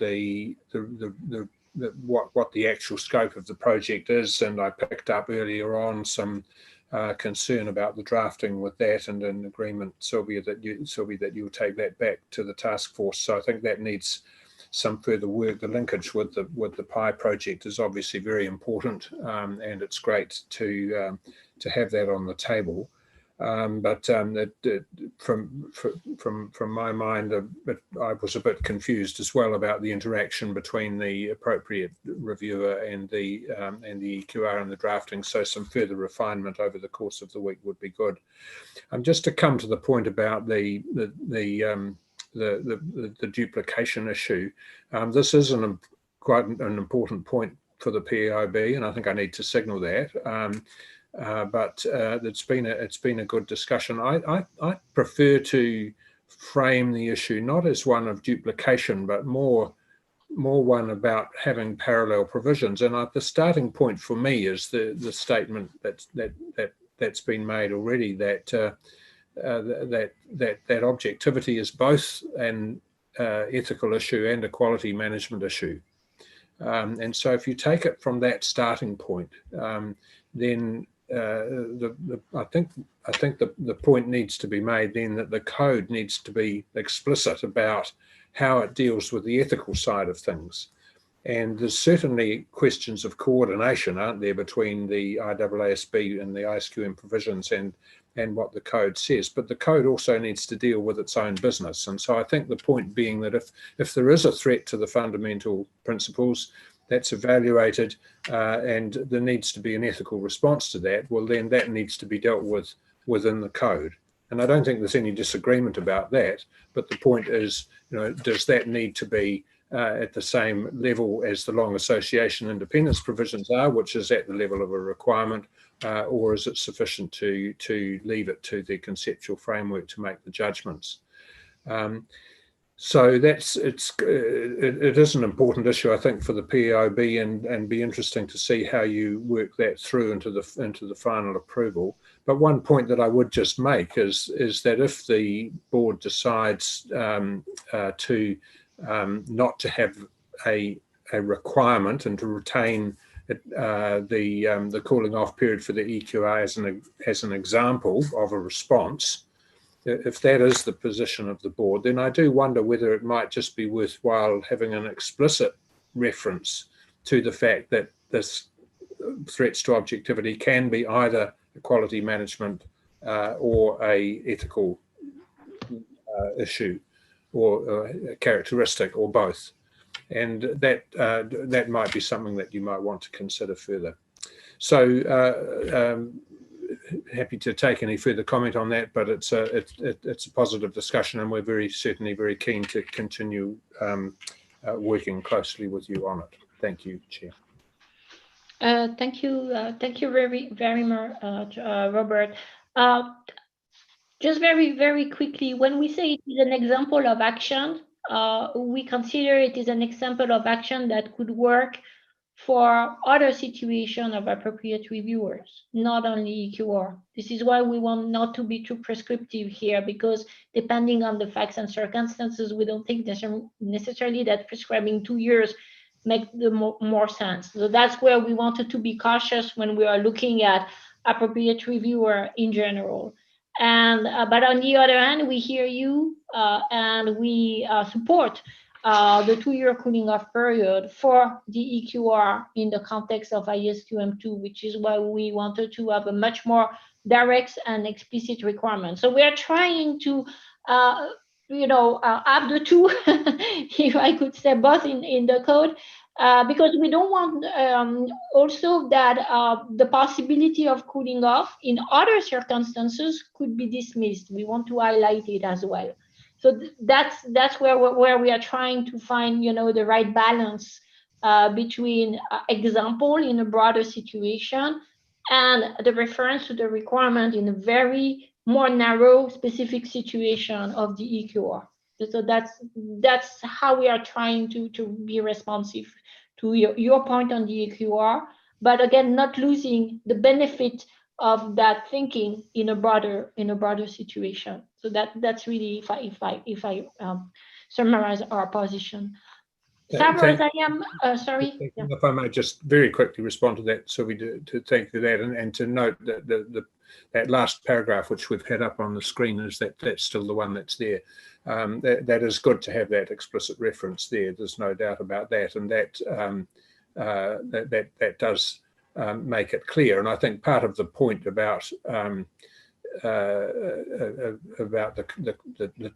code and the standard is that why not have both documents being clear about it, and I think that's really the fundamental point, rather than the point around which jurisdictions might adopt which document. It's just being clear about both. So, thank you. Stavros, I am aware of the time. that we passed. There is one last point that we have not addressed, which is re-exposure.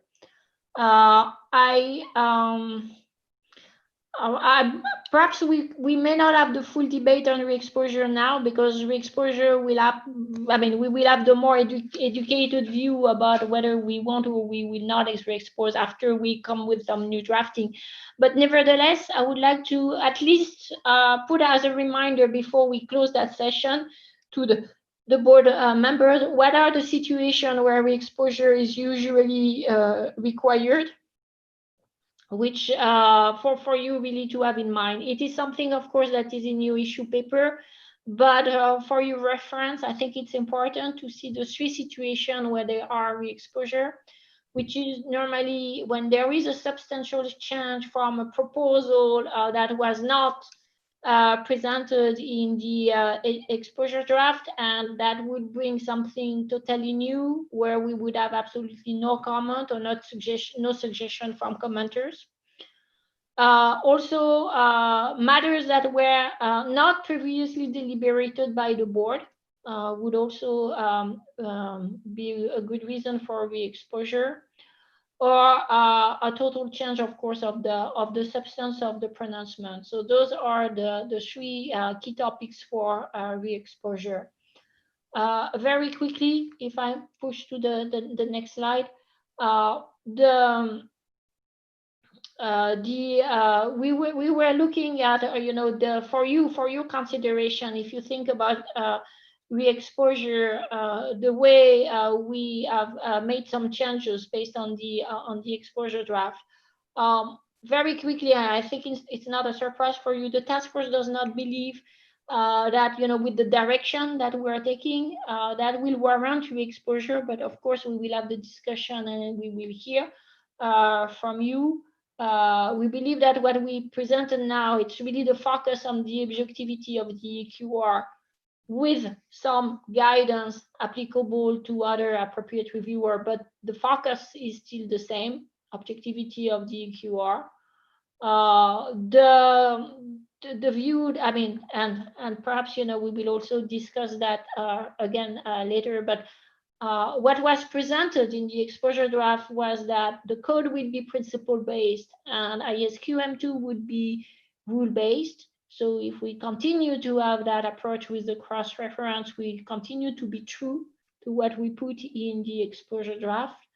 And we think that the other changes that we are doing, reorganization of content, relocation, but of mostly the same type of information, of course, using some of the feedback that the commenters were giving to us to make some enhancements and editorial refinement are the usual type of changes that are happening between an exposure draft and the final.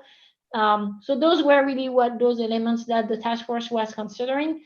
But I would put that for your consideration, and perhaps after we come with a revised draft based on all the feedback we have, we will also have a more developed discussion whether we need re-exposure or not re-exposure. And Sylvie, we've got Ken and then James Gunn. Thank you, Jeff. I won't be too long. I just wanted to go back very briefly to maybe the first point that Robert raised in his comments, and that is this notion of parallelism between the IESBA standards and the code, and in this particular instance between ISQM2 and the code. And to my mind, this is a question that goes to the philosophy as to how the board drafts the code going forward. Because up until now, there's been sensitivity and awareness about the interaction between the code and IESBA standards, the ISAs in particular, and how the 2 sets of standards interoperate. There are various examples in the code where we can point to basically that level of coordination, in the sense that certain materials that are in the IESBA standards are not duplicated, if you will, in the code. To give you some examples, the assignment of responsibilities for independence, these are dealt with quite extensively in ISQM1 and ISA 220. Materials regarding materiality, the concept of materiality, or aspects of assurance engagements. But importantly, in the fees projects, for example, where quite recently the task force has very consciously debated the issue of whether to introduce a requirement in the fees provisions regarding the assignment of appropriate resources on the audit engagement in relation to the matter of the adequacy of the audit fee. And the decision there was not to duplicate or not to introduce a parallel requirement in the fees provisions, because that requirement precisely is already in the IEESB standards.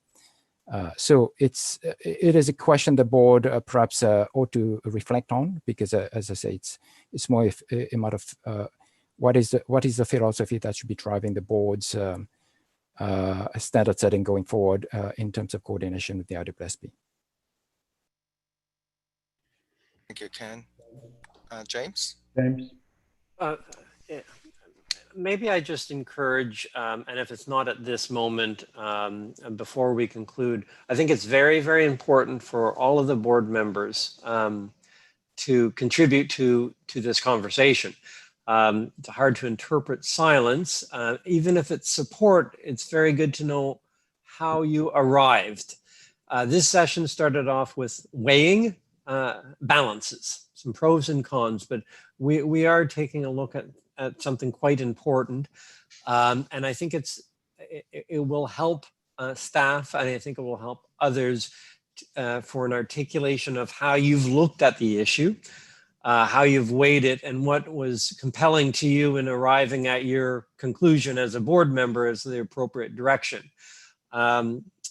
I take a look at it, and this is not just a recommendation and with a couple of to's and froms. What's coming to the table, I believe, is some dimensions, some layers of dimensions of consideration.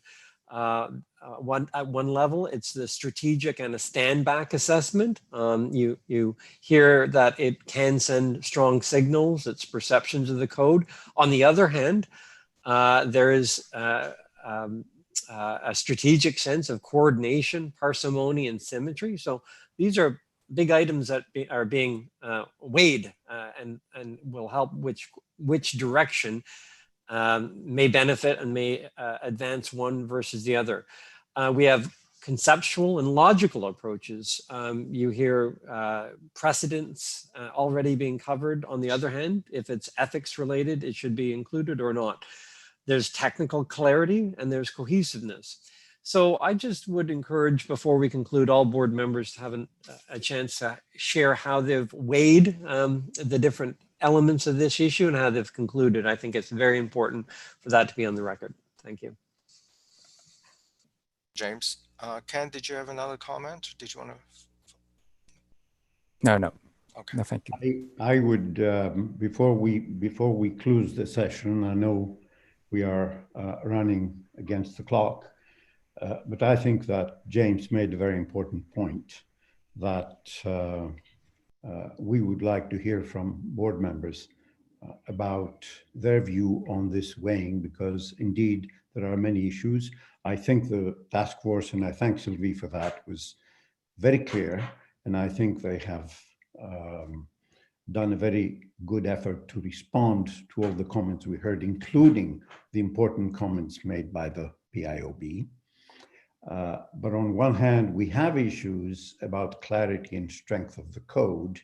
And on the other hand, we have issues about coordination and not duplicating, because duplication may have a risk that for requirements, you need to have application material, and you have to make sure that there is consistency, and you also have to make sure that when something is revised, it's revised in both places. So it's not, simple. Anyway, we don't have time to do it now. I would like to encourage board members to get back to the task force or to me writing their views on this. And perhaps we can make some time in one of the next meetings before Friday to have a window of discussion to get the board members clearer sense from the board about this. I thank you, James, because this is important. Sylvie, you agree? Yeah, no, absolutely. Just one thing, I'm sure Ken and Carla will let me know if there is an interim session or something like that, to summarize the view before now and Friday. But absolutely, I mean, we have received already some feedback, separately with email as well. That we will be considering. So we do have some other feedback specific from the board, but we will certainly receive more. So let us coordinate. Please keep me posted of where you are in terms of feedback that you receive. Sure. Coordinate for the possibility of another window. Okay, thank you. Thank you very much. Thank you all. And thank you, Robert, for your comments. It's been a very constructive discussion. We have to go on a break now. So let's go on a break until 11:10, please, for 10 minutes. And we'll come back to follow the agenda. Thank you. Sylvie, thank you very much. Thank you.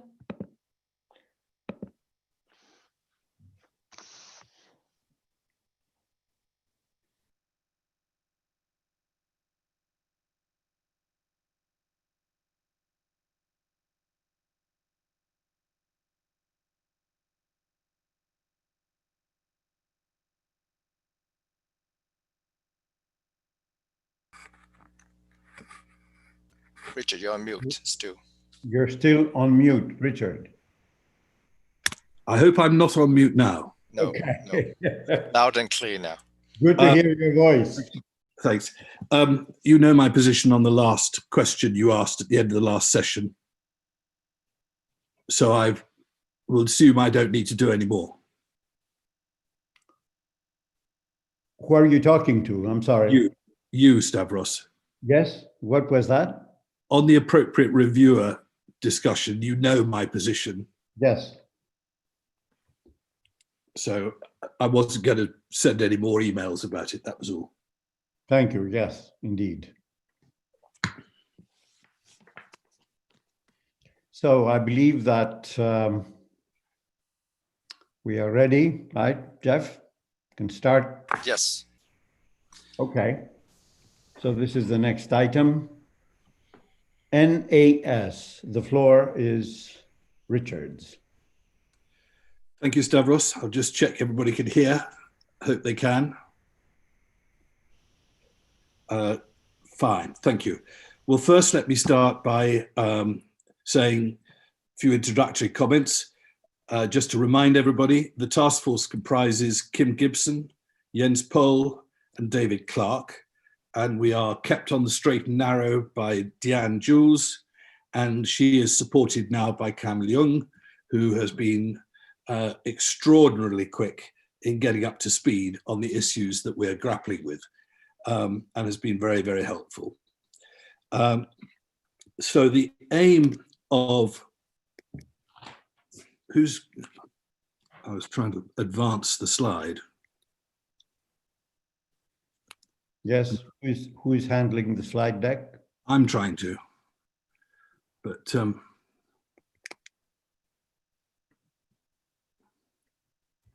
screen sharing, it all seems right. Sorry, it moved just now quite happily. Jeff, did you, when you unmuted me, change something? No, I wouldn't be able to, but we can perhaps get some. Richard, would you like me to suggest that. share my screen? Well, you can do, but I don't understand why it suddenly stopped moving, that's all. Well, maybe we should share Deanne's screen, huh? Okay. Yeah. So Richard, we can just ask you to close your screen share, and then Deanne can jump on. Mine, I seem to have completely frozen. nothing will move. Oh, actually, Cam is teed up and ready to share a screen. So go ahead, Cam. I don't think you'll be able to because I can't stop. I can't do anything with my screen. I'm going to have to sign off and come back in. I'll be a few minutes. Yeah. Okay. Okay. Okay, hang on. Screen's gone. Now I think I'll be all right now. Hopefully. Yeah. Restart it again. Reshare again. I'm going to I'm sorry about this. Just give me a second. Yeah, we'll let Richard to try again first. It won't take me a moment.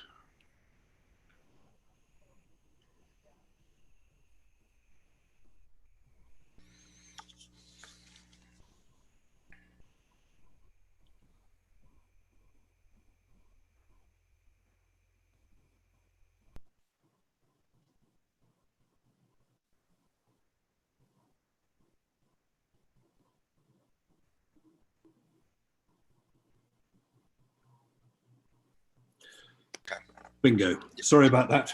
Good. Our plan today and for part of tomorrow, hopefully we will not use all of tomorrow's time, but our plan is first to take you through the main issues arising from the responses we received, and then to turn the pages so that you can see how the task force has responded to comments, and so that we can get your reaction on those comments, those amendments. But first, can I just draw your attention to the fact that there are two other papers that, or documents, items that form part of this agenda item. The first is agenda item 3C, which is an analysis of all the comments we received by paragraph number. And secondly, 3D, which is an analysis of each respondent's comments together with the task force's reactions or suggested responses to them. I draw attention to those only because I think it's important to, and hopefully people will appreciate the fact that the task force has done a very diligent review of all those responses and has applied its mind to each of the comments and tried to come up with what it thinks is the right response to them. And then at the end of the presentation, general presentation, we'll turn to the text, turn the pages before finally a last slide on the way forward. By way of background, this project is a priority project in the 2019 to 2023 strategic work program. It was the subject of roundtables, 4 roundtables in June and July 2018. Those roundtables took place in Washington, in Paris, in Tokyo, and in Melbourne.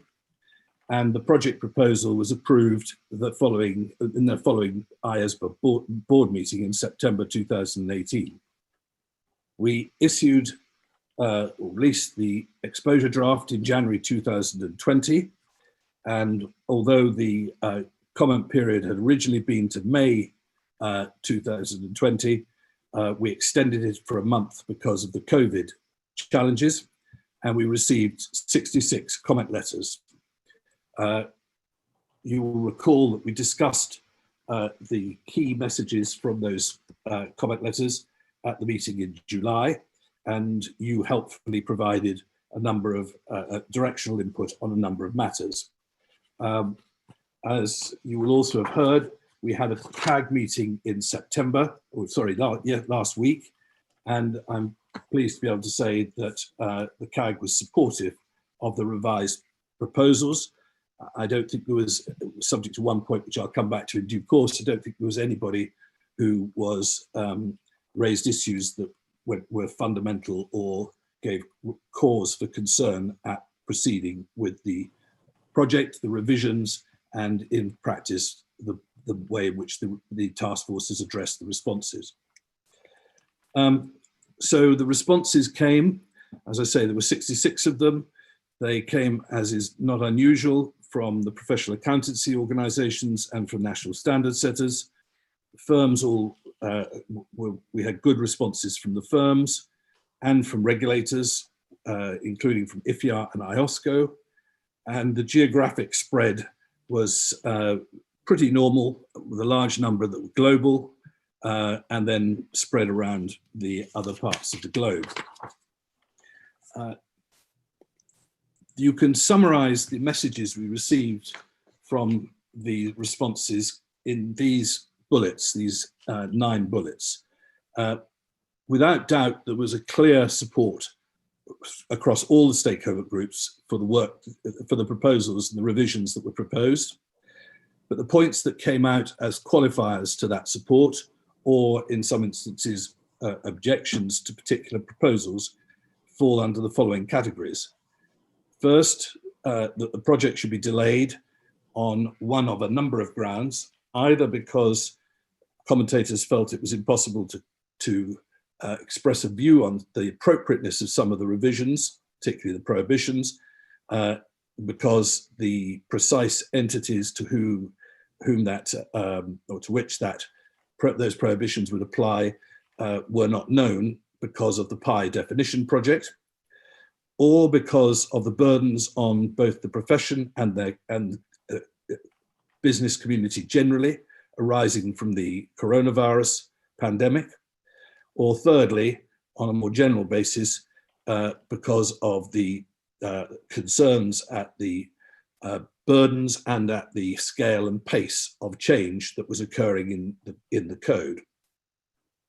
The second was that there was a number of commentators fundamentally objected to the removal of materiality as a qualifier in many of the provisions in the extant code, because they felt that that was a move away from the principles-based approach to the code and involved too rule-based an approach. Thirdly, there were some who disagreed with the prohibition based on the existence of a self-review threat, if a self-review threat might exist. Fourthly, there was a concern in relation to the application material that we produced relating to advice and recommendations, warning people effectively that advice and recommendations can give rise to a self-review threat. And the point that was being made by commentators was, be careful, because you could find that that impliedly has the unintended consequence of prohibiting firms from complying with provisions in auditing standards that contemplate the provision of advice arising out of the experience that's been received in the course of the audit. The next item is that there were 2 different approaches taken to how the code, and in particular the revisions, should address the position of related entities of PIs. There was one constituency who argued that the code and the prohibition and the responsibilities to communicate with those charged with governance should be limited to those entities that were directly or indirectly controlled by the PI, effectively the downstream entities. There was another constituency or group, and that included a number of regulators, and included IFIA and IOSCO, that argued that the limitation on the construction of the related entities to whom the provisions should apply was inappropriate, and that it was important that it applied to related entities upstream, i.e. a parent or brothers and sister entities, or the up and over entities. Now, I think it's fair to say, and right to say, that the focus was primarily on the parent entities, and in particular the parent entities who were unlisted but had owned or controlled a PI. And I think that that's an important point for members of the board to just bear in mind. The next big issue is that IFIA, as they have done consistently over some years, take the view that professionals from the same firm are not using professionals from the same firm is not an appropriate safeguard because they are basically too closely aligned in various different ways to the firm's interests and therefore not objective enough.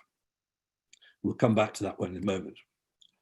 There was a request that we take a stricter line than we currently had in the exposure draft and align ourselves with the stricter national laws and regulations, and the examples all came from Europe, from the application of the European regulation. On a different tack, there was a concern from some constituencies that the impact on non-PIs, because of trickle-down effect from the proposals and an expectation by some that whatever was good for a PI should be good for a non-PI, and on the effect on small PIs where the prohibition might have a disadvantageous effect because of the reduction in the services they could expect to receive from their auditors. And finally, although there was support for the approach, there was concern about the drafting of paragraph, what was in the exposure draft 600.11A2, which was the paragraph that looked at how you identify a self-review threat, and therefore thereafter other provisions that use the same language in recurring paragraphs in the text. Now, so those were the big issues that came out of it, and although that might sound formidable, we have actually dealt with a number of them, and I'll come to this in a moment. We've dealt with the first two, we've dealt with the advice and recommendations, and we've dealt with the aligning of the code with national laws and regulations and so forth. So a number of these are not, in many ways, continuing issues subject to the questions I'm going to ask the board in a moment.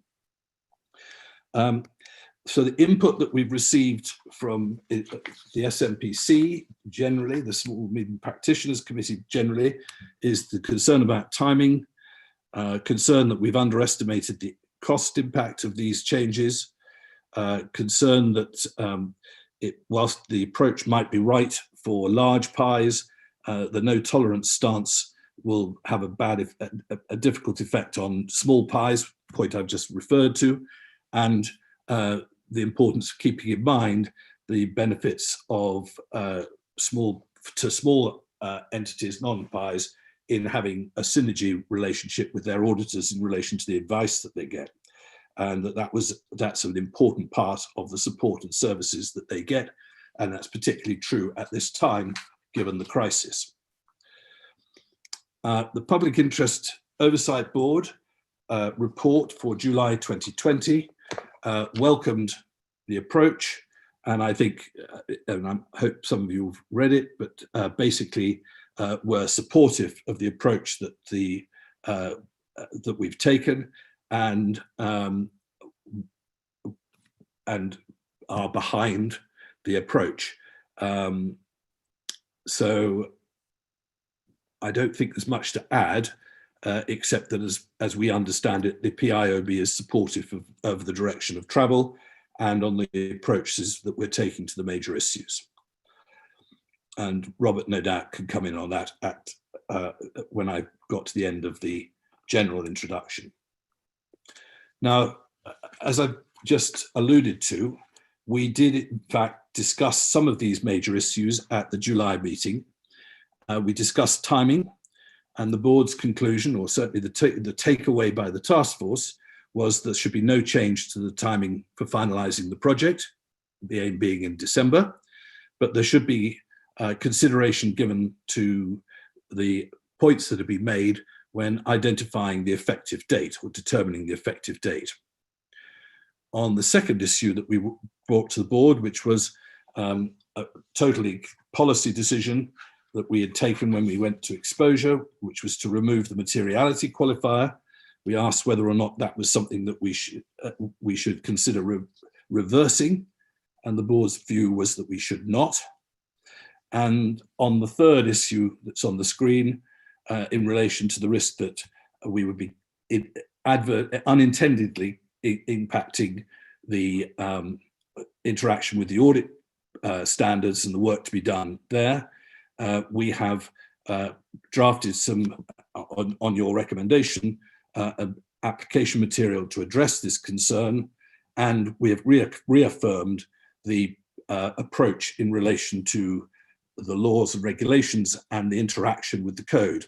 And just to remind everyone, the code says, extant code says in R100.3 that law and regulations take priority, the requirements of laws and regulations take priority. And secondly, if there are there are two provisions, effectively law and regulations and the code, the stricter is to be complied with. And that means that when there are provisions in laws and regulations that mean that something is permitted, which is occurs in relation to the European regulation, because member states are allowed to soften the European regulation and permit certain things to happen. If the code is stricter, the code would take priority. Otherwise, the national law permission would take priority. Now, before I leave this slide, I just want to give the board an opportunity to raise any questions or points on these three issues. And then I'll ask Stavros, if I may, for confirmation, I hope, that the approaches agreed in July remain the board's reflecting the board's wishes. So first, does anybody wish to raise any questions on the three issues identified on this slide?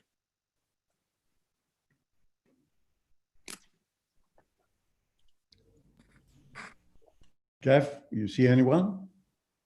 Yeah, any comments from board members? Rich? Rich. Yes, thank you. I would just comment on the first one, which is this is an extremely important project, and it's a very large project. In fact, Richard, I congratulate you and the rest of the task force on the efforts to date. And while I know we want to get this wrapped up, I think it's more important that we make sure we're comfortable that we've gotten it in a way that can be applied across the global landscape, with wording that makes it clear how to apply it in the various kinds of entities, some of which you mentioned in the concerns, Richard. And if that means we got to go to March to get it done, I don't think we should constrain ourselves. That's just a practical observation. I'll quickly answer that, Jeff, if I may. I think the point you make is absolutely valid, Rich. When we talk about finalizing the project, I'm talking about this as a matter of policy as to whether we're still trying to do it on the current on the current timetable, not whether we need to run on 3 months because we've struggled with something. This is a policy issue rather than the product of having to continue to work to get it right. Okay. Right. Any other comments from board members? Please raise hands. Otherwise, I'll pass it back to Richard. No raised hands, Richard. Well, back to your other concern, Richard. So the second question is, can I please ask whether board members still continue to support the approaches agreed? I think that's probably implicit in the fact that no questions have been raised, but I think it would be just as well to put that to bed so that we know we're going forward on that basis, if may. And perhaps, Stavros, if you don't mind, we could just do a raise hands on to support for these three policy decisions. I agree, that's fine, yes. So please raise hands if you're in broad support of the direction where we're going, where the task force is going.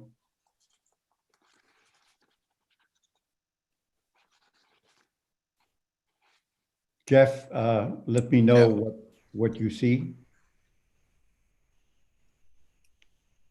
please.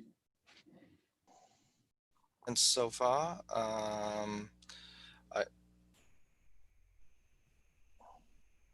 and 13 hands so far from board members in support.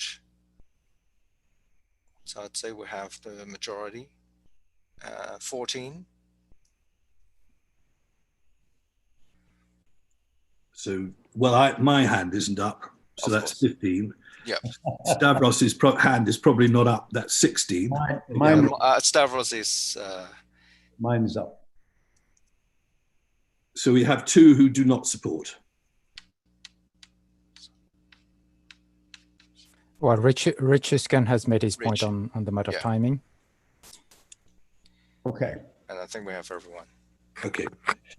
Thank you very much. Now, of the issues, there were 2 issues which, and I make no bones about it, these present the biggest difficulties, challenges that I think the task force has arising in relation to this project. The first is the one that I alluded to, which is the view that some of one constituency that the provision should apply to all related entities, not just to controlled downstream entities. And the second is the concern at the use of members of the firm who are not associated with the audit team as to provide a review or whatever as a safeguard to mitigate threats to independence. And I should emphasize that for the vast majority of circumstances, that's in relation to non-PIs,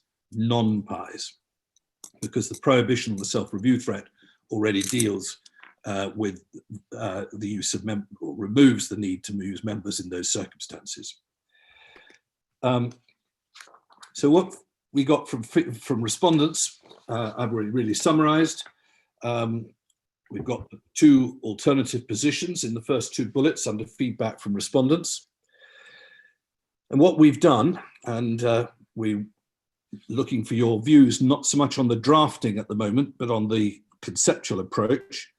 What we've done is to develop a new requirement in paragraph R621 to specify the responsibilities of a firm in relation to work that it does for related entities of a PI audit client, which the audit client does not control.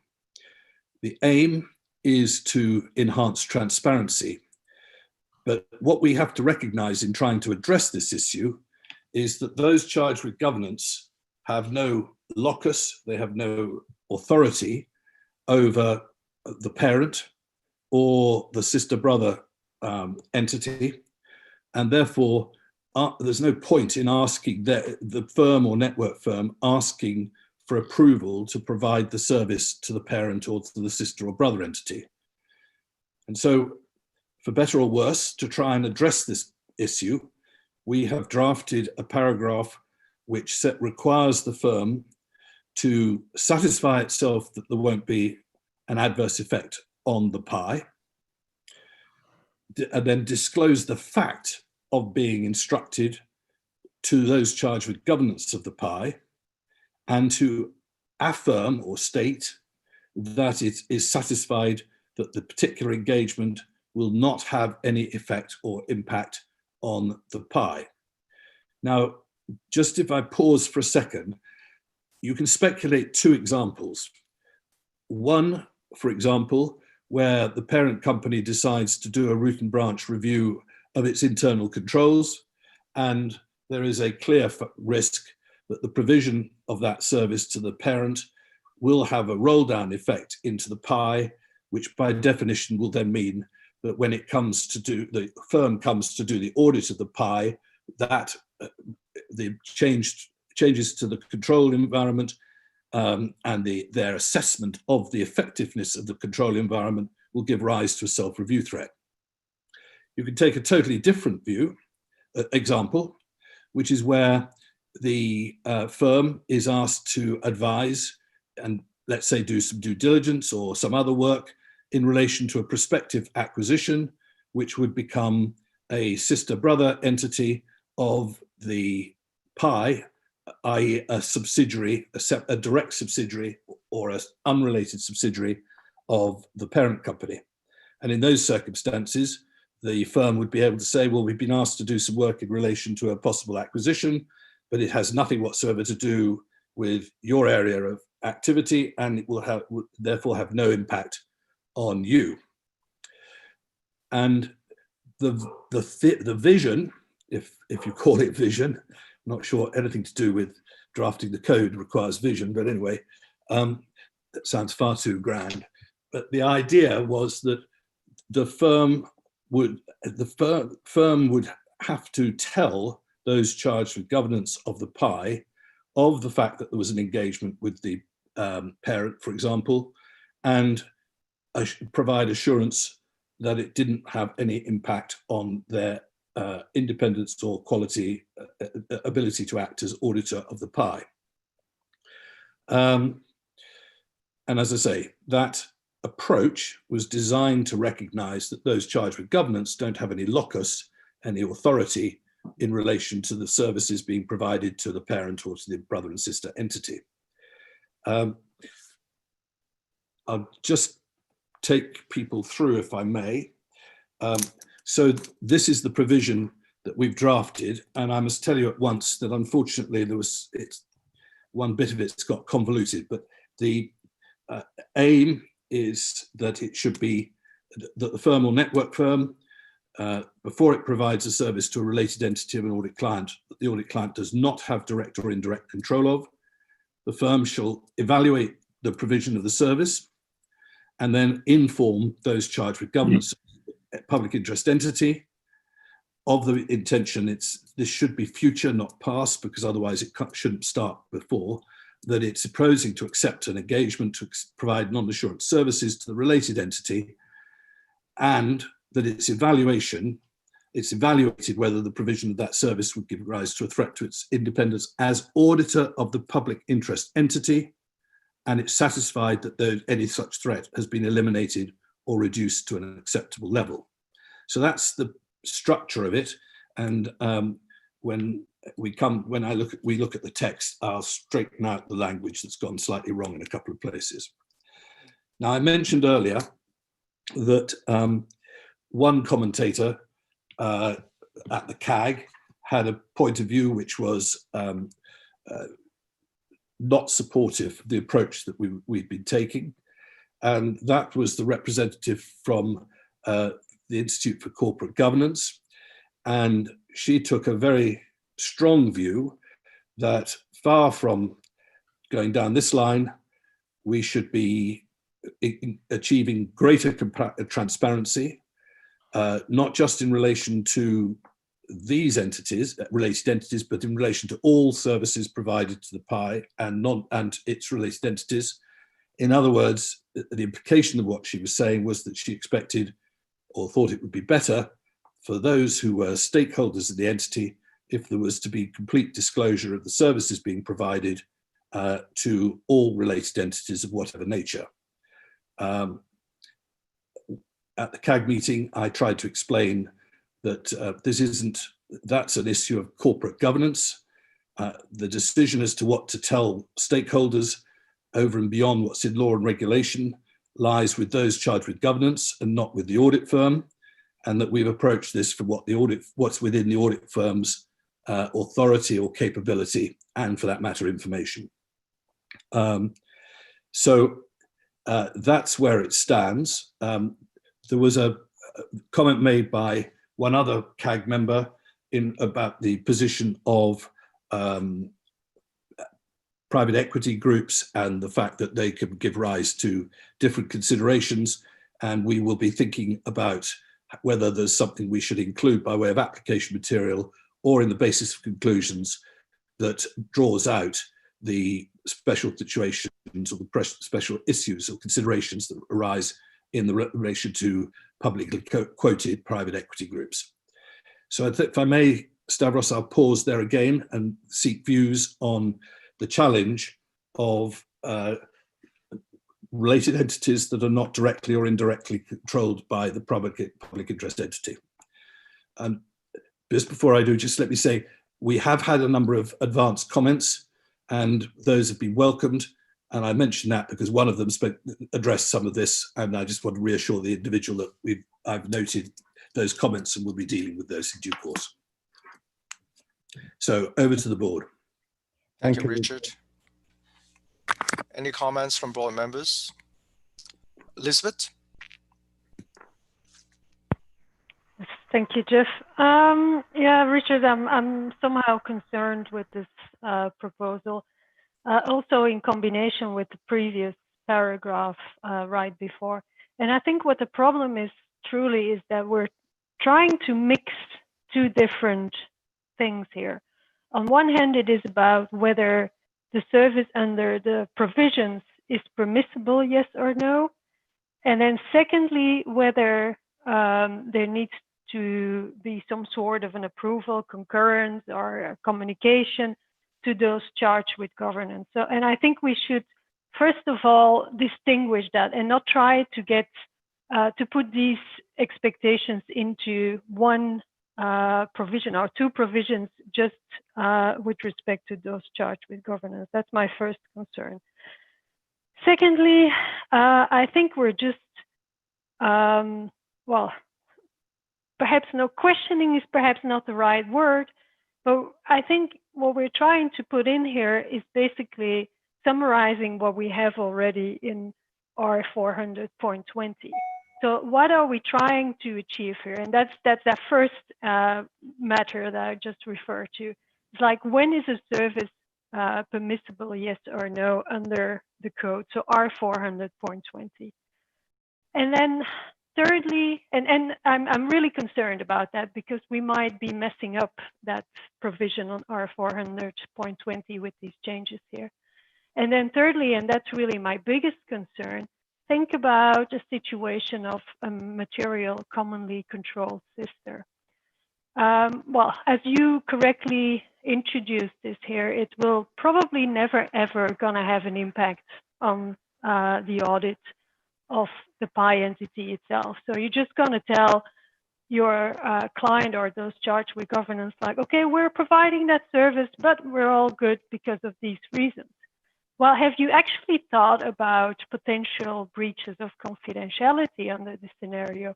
And that is really my main concern that I'm having here with this proposal. So I would urge the task force to really look into that in more detail. And then with respect to the previous paragraph, because I mentioned it already when I was reading it, by bringing in that concept of permissibility of the service, you actually make it sound now that some of these services to material significant influence investments might be permissible. That's how it sounds like, the way it is written now. And I don't think that was ever, well, I mean, for a listed entity, sorry, I should have clarified that. I don't think that was ever the intention with these adjustments. So I would really ask you to have another look at this proposal in more detail, because yeah, I think it has some unintended consequences. I think thanks, Elizabeth. Richard, did you want to take another comment first? I think I'd rather, as there are a number of points there, I'll quickly, if I may, deal with them. You asked whether we thought about breaches of confidentiality. I can assure you we did, but I understand the concern and the point you're raising. And we've tried to guide our way through it, but that doesn't mean we've got it right. It doesn't mean we won't have another look at it. Absolutely. Your point about R400.20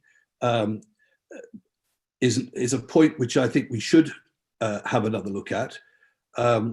If I was to, reacting to your comment, if we were to look at that and look at it through the eyes of 420, I think we would need to add a paragraph of application material to 420 that highlighted the importance of considering the position of a PI within a group and the potential for an impact on that subsidiary of the parent company, for example.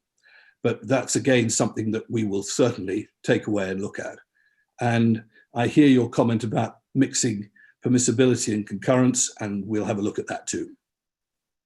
Thank you, Richard. I have Mike, who has a comment. Mike, you have the floor.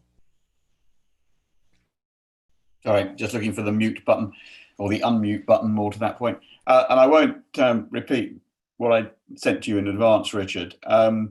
Just dealing with the principle, though, and as I understand it, and thank you for the clarification, you're intending that both A and B occur before the firm accepts the service. I think when you're thinking about confidentiality, and sorry, I think also what I picked up from you is they are conveying no more than the fact that they are taking on a service for something. I'm not even sure they're specifying whether it is the parent or a sister entity, but they're just taking on a service and it's not a problem.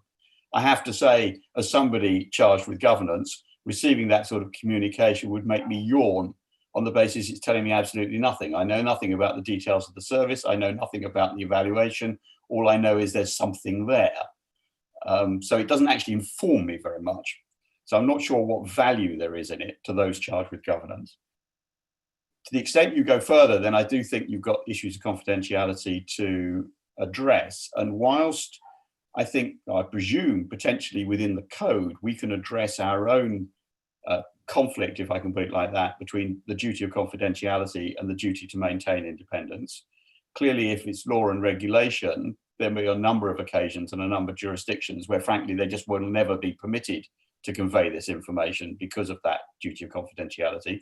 We can potentially fix ours. But if we're fixing ours, I think you need to think carefully about whether we do it in an absolute way and say that it always overrides, or it might override. Because I can think of circumstances where even if you are only informing the PI entity that you have accepted a service, the circumstances may be, particularly if there's speculation in the marketplace around something, for example, that mere fact could be price sensitive. So I think you just want to be very careful about how you draw this one out. Thank you, Mike. I can assure you, this is the two topics which we're dealing with at the moment are by far the most difficult to try and get the right balance on. And we're more than open to understanding or hearing these sort of concerns and trying to work our way through them. And if we can't do so, we can't do so. But certainly those are all thought processes that we will take on board. Just to clarify, because I know the language on the slide is confusing and contradictory, we intended this paragraph to be before the service is provided, because otherwise, by the time it's provided and you're being told, if independence has been irrevocably compromised, you've got a major problem. So this is meant to be anticipatory, not after the event. Thank you, Richard. We have comments from Rich, then followed by Caroline. So Yes, thank you. I would echo comments both from Elizabeth and Mike, particularly with regard to common control entities. Richard, you already mentioned challenges being suggested in the private equity space. I can think of many kinds of situations, including the due diligence that Demir mentioned, that you were doing due diligence work for the parent could be price sensitive information in the marketplace. But also we regularly see in practice, I think, and maybe some of the attorneys could comment on this or that are on the call, that legal counsel has often invoked confidentiality provisions around acquisition related activities. There's laws and regulations that would prohibit sharing information from common control entities, including some of the privacy rules. But most importantly, the code currently makes it clear what is permitted and not permitted. And certainly if you're doing work at a common control entity or even a parent that has an impact on the financial statements or the controls of the entity being audited, I believe the code currently already prohibits that. So that may be helpful to the task force in their response, in that it would not be permitted under the code to accept that kind of thing, type of engagement. That doesn't come up very often, as noted, in not subject to audit or self-review characteristics.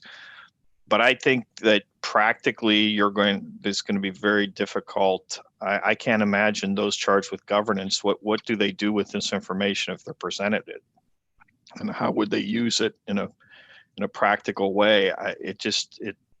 I appreciate that people made comments in the comment letters, but I don't see this as the area where the threats are being created today, and I don't know that I see this as a way that you would solve it. Thanks, Rich. Can we also take Caroline? Yes, please. Yeah. Thanks, Richard. I agree with the concerns that Mike raised, and I think you know that from the start I've been raising the concerns about confidentiality, looking at sovereign wealth funds that might not be listed and might sit at the top and might have interest in multiple public interest entities.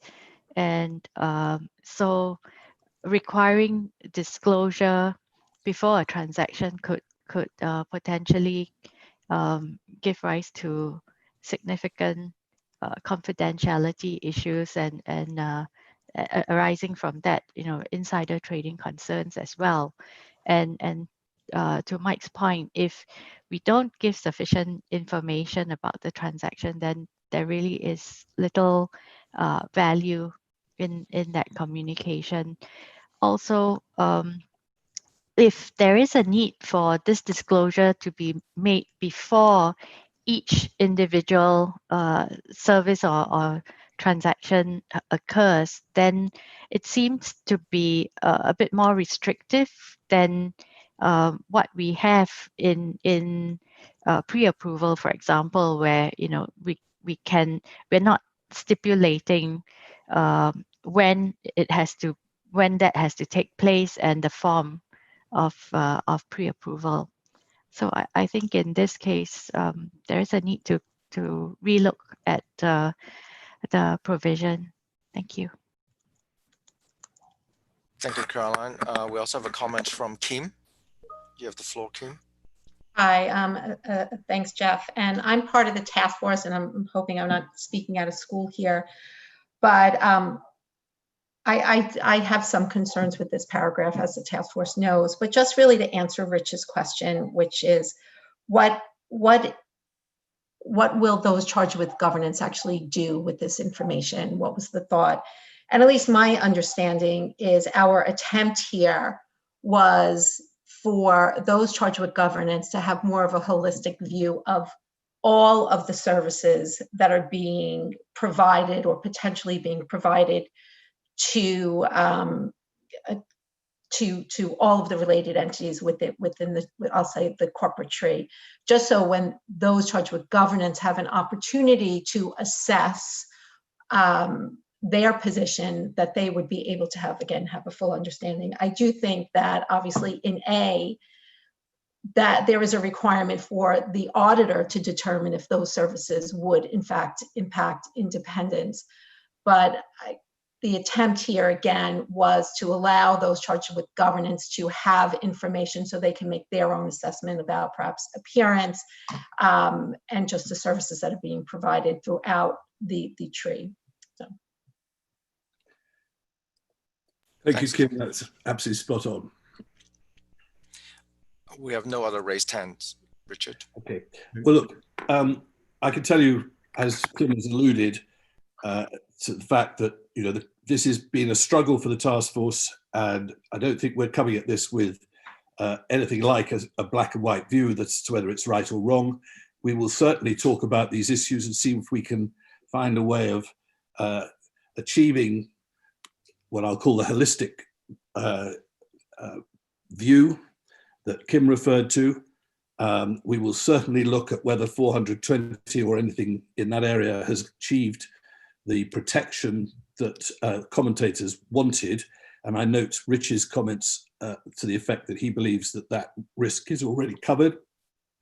And we will come back to that when we talk further later in this meeting, in about next week. So when we come to this in the actual text, we'll pass past it because I don't think the drafting is the issue. It's whether we're doing the right thing, and we'll come back to that later. I'm just looking at the time. Am I about to run out of time?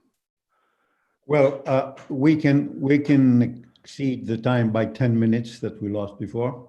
Okay, because I quite like to do, yes, I quite like to be able to do the next one in particular. So the other concern that we had, or sorry, the other issue of policy that we had, which we've been grappling with, is the view expressed by particularly IFIA, but also by IOSCO, that they don't approve of using somebody else, another professional within the same firm, as a safeguard from the audit team when providing non-assurance services.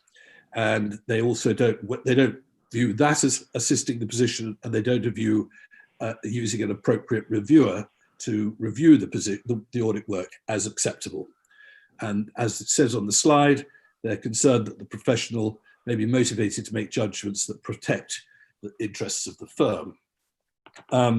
We were very aware that this issue arose in the course of the Safeguards project, and Deanne, who was involved in that, was able to brief us on how that was approached.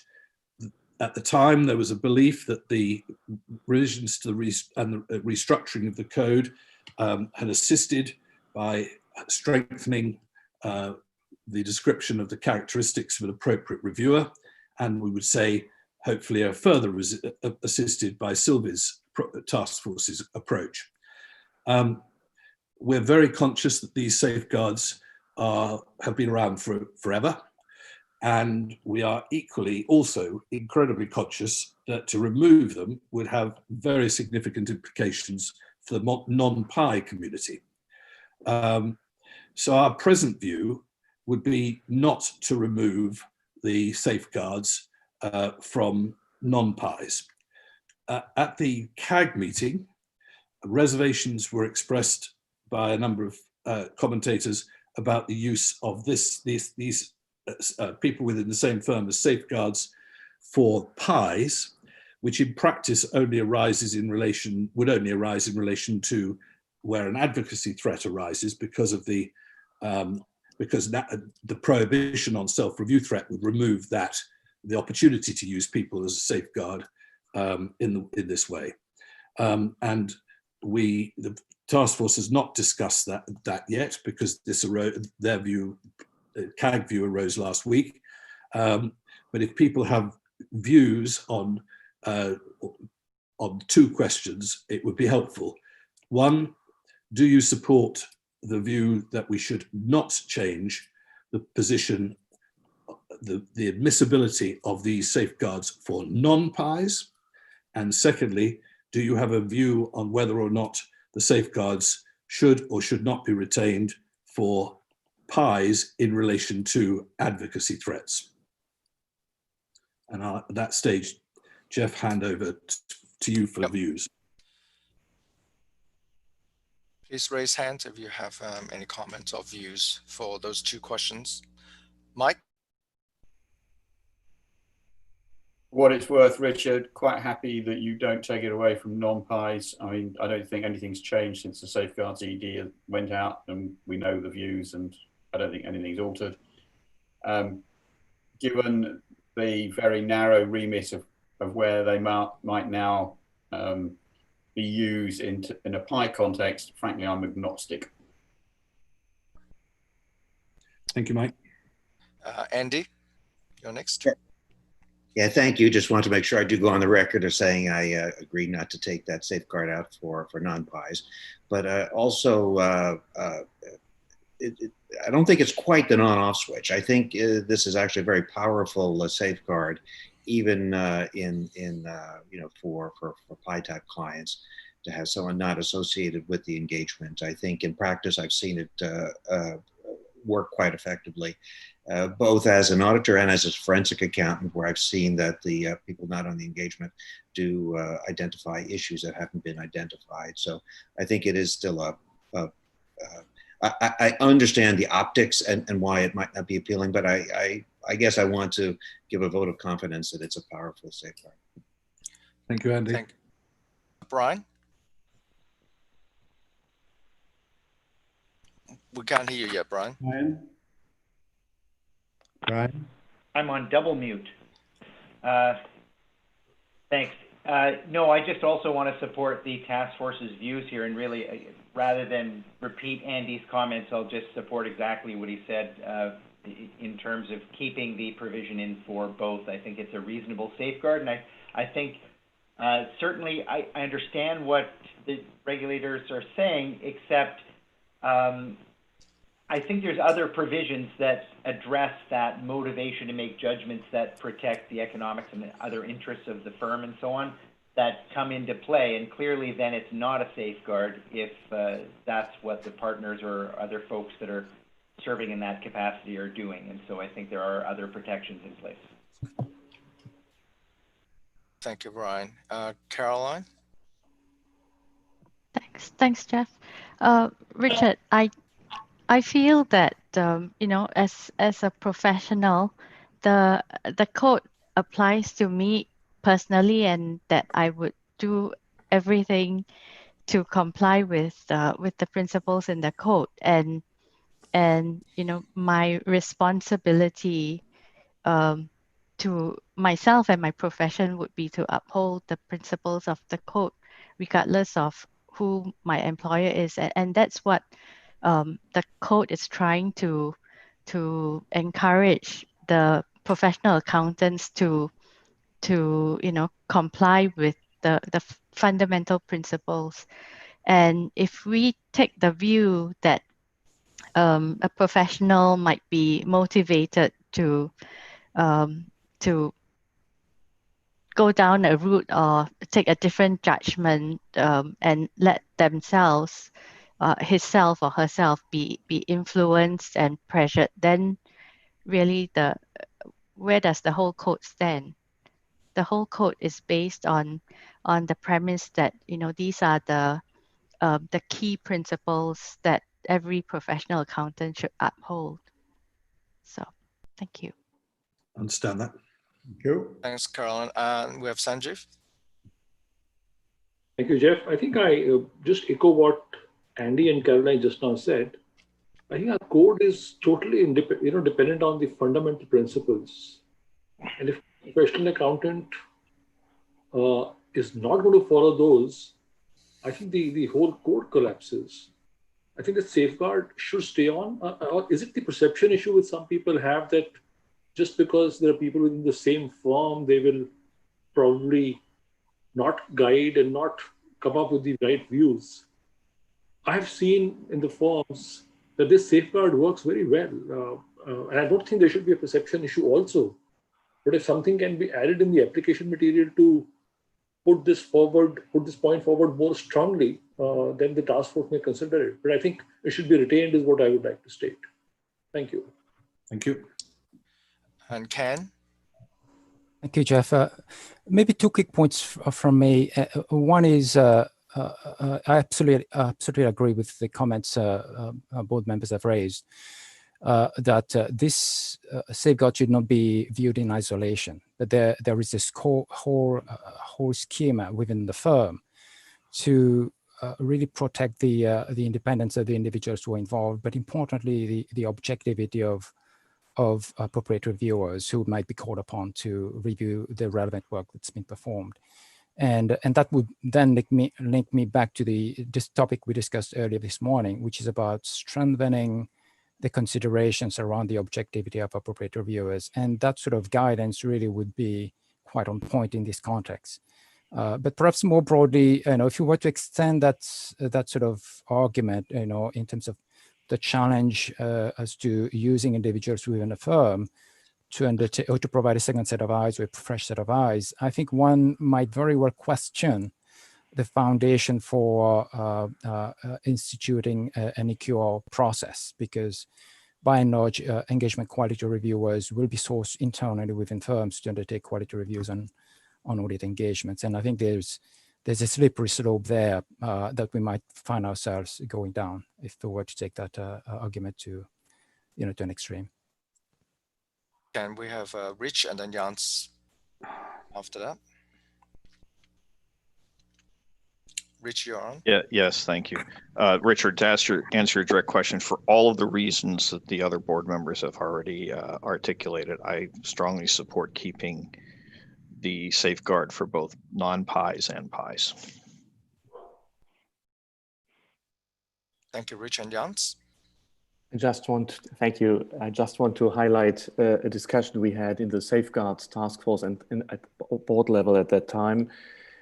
there was exactly the same concern, and as a result, we changed the code and said a safeguard is only a safeguard if it's effective. So all the concerns which are raised, which I understand, are showing that it is a non-effective safeguard. So it is then, in this particular cases, not a safeguard. So I think there is perhaps we can take this up and bring some application material in this, but I think we should highlight this formal discussion. Thank you. Thanks, Jans. Sanjeev, you didn't have any follow-up comments? Your hand's still raised? My apologies, sorry. That's all right. Stavros? Well, thank you, Jeff, and thank you all. The points I wanted to make were covered by others, so I will not repeat myself. But one of them was to underline that there's importance from the NIS project flowing over to the appropriate reviewer, which I think is an important point from a public interest perspective, as Ken brought it up. So I won't say anymore. So, well, thank you for all those comments. Basically, you've all, for all your perfectly understandable reasons, have supported the views of the task force. There's you've affirmed our position, and as the slide says, we plan then to have further discussions with IFIAR and IOSCO and to try and educate them as to why it would be the wrong thing to do to change this. If you think about it, I think it's highly unlikely that IFIAR and IOSCO will, at the end of the day, take a negative view of that decision vis-a-vis non-PIs. And I think that the scope of the issue in relation to PIs is hopefully sufficiently limited that we won't have an issue with them on PIs either. Stavros, I suspect you want to call it a day. Yes, I do. So I'll pause there. Okay. Thank you very much, Richard, and thank you all for your comments. We are going to continue on NAS for the entire session tomorrow, so we will have a chance to hear Richard expanding on further items on this very rich topic and this very rich project. Thank you all very much. Especially those who are out east, I want to wish you a good night and thank you for staying up, and thank you all for your time and your comments. Mr. Chairman, yep. Before we bid good night or good afternoon to everybody, very quickly, the task force on EQ objectivity is going to be meeting right after the meeting. I would just encourage board members to reflect on the question James has raised earlier during the session this morning about the matter of cooling off requirement. We will see whether we can find 15-20 minutes tomorrow morning before the NAS session starts to just come back on this issue, if that's okay with everyone. That's fine. Thank you for bringing this up, Ken. I too think that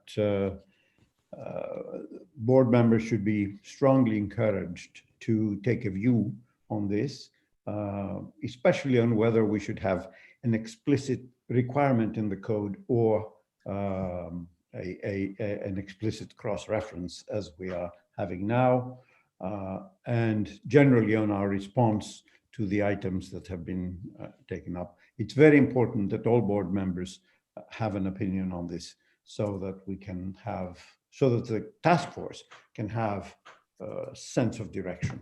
Thank you very much.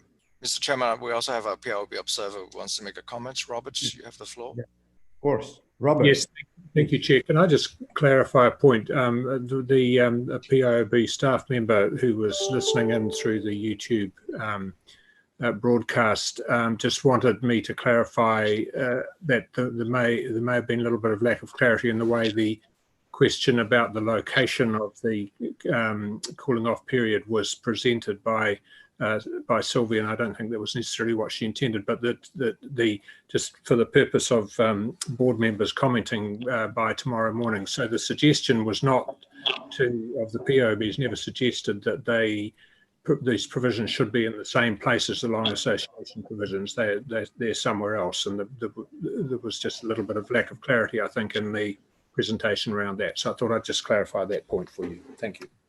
Thank you. Thank you. All right. So let's close the session. Thank you all very much. Thank you, everyone. Well. Thank you very much.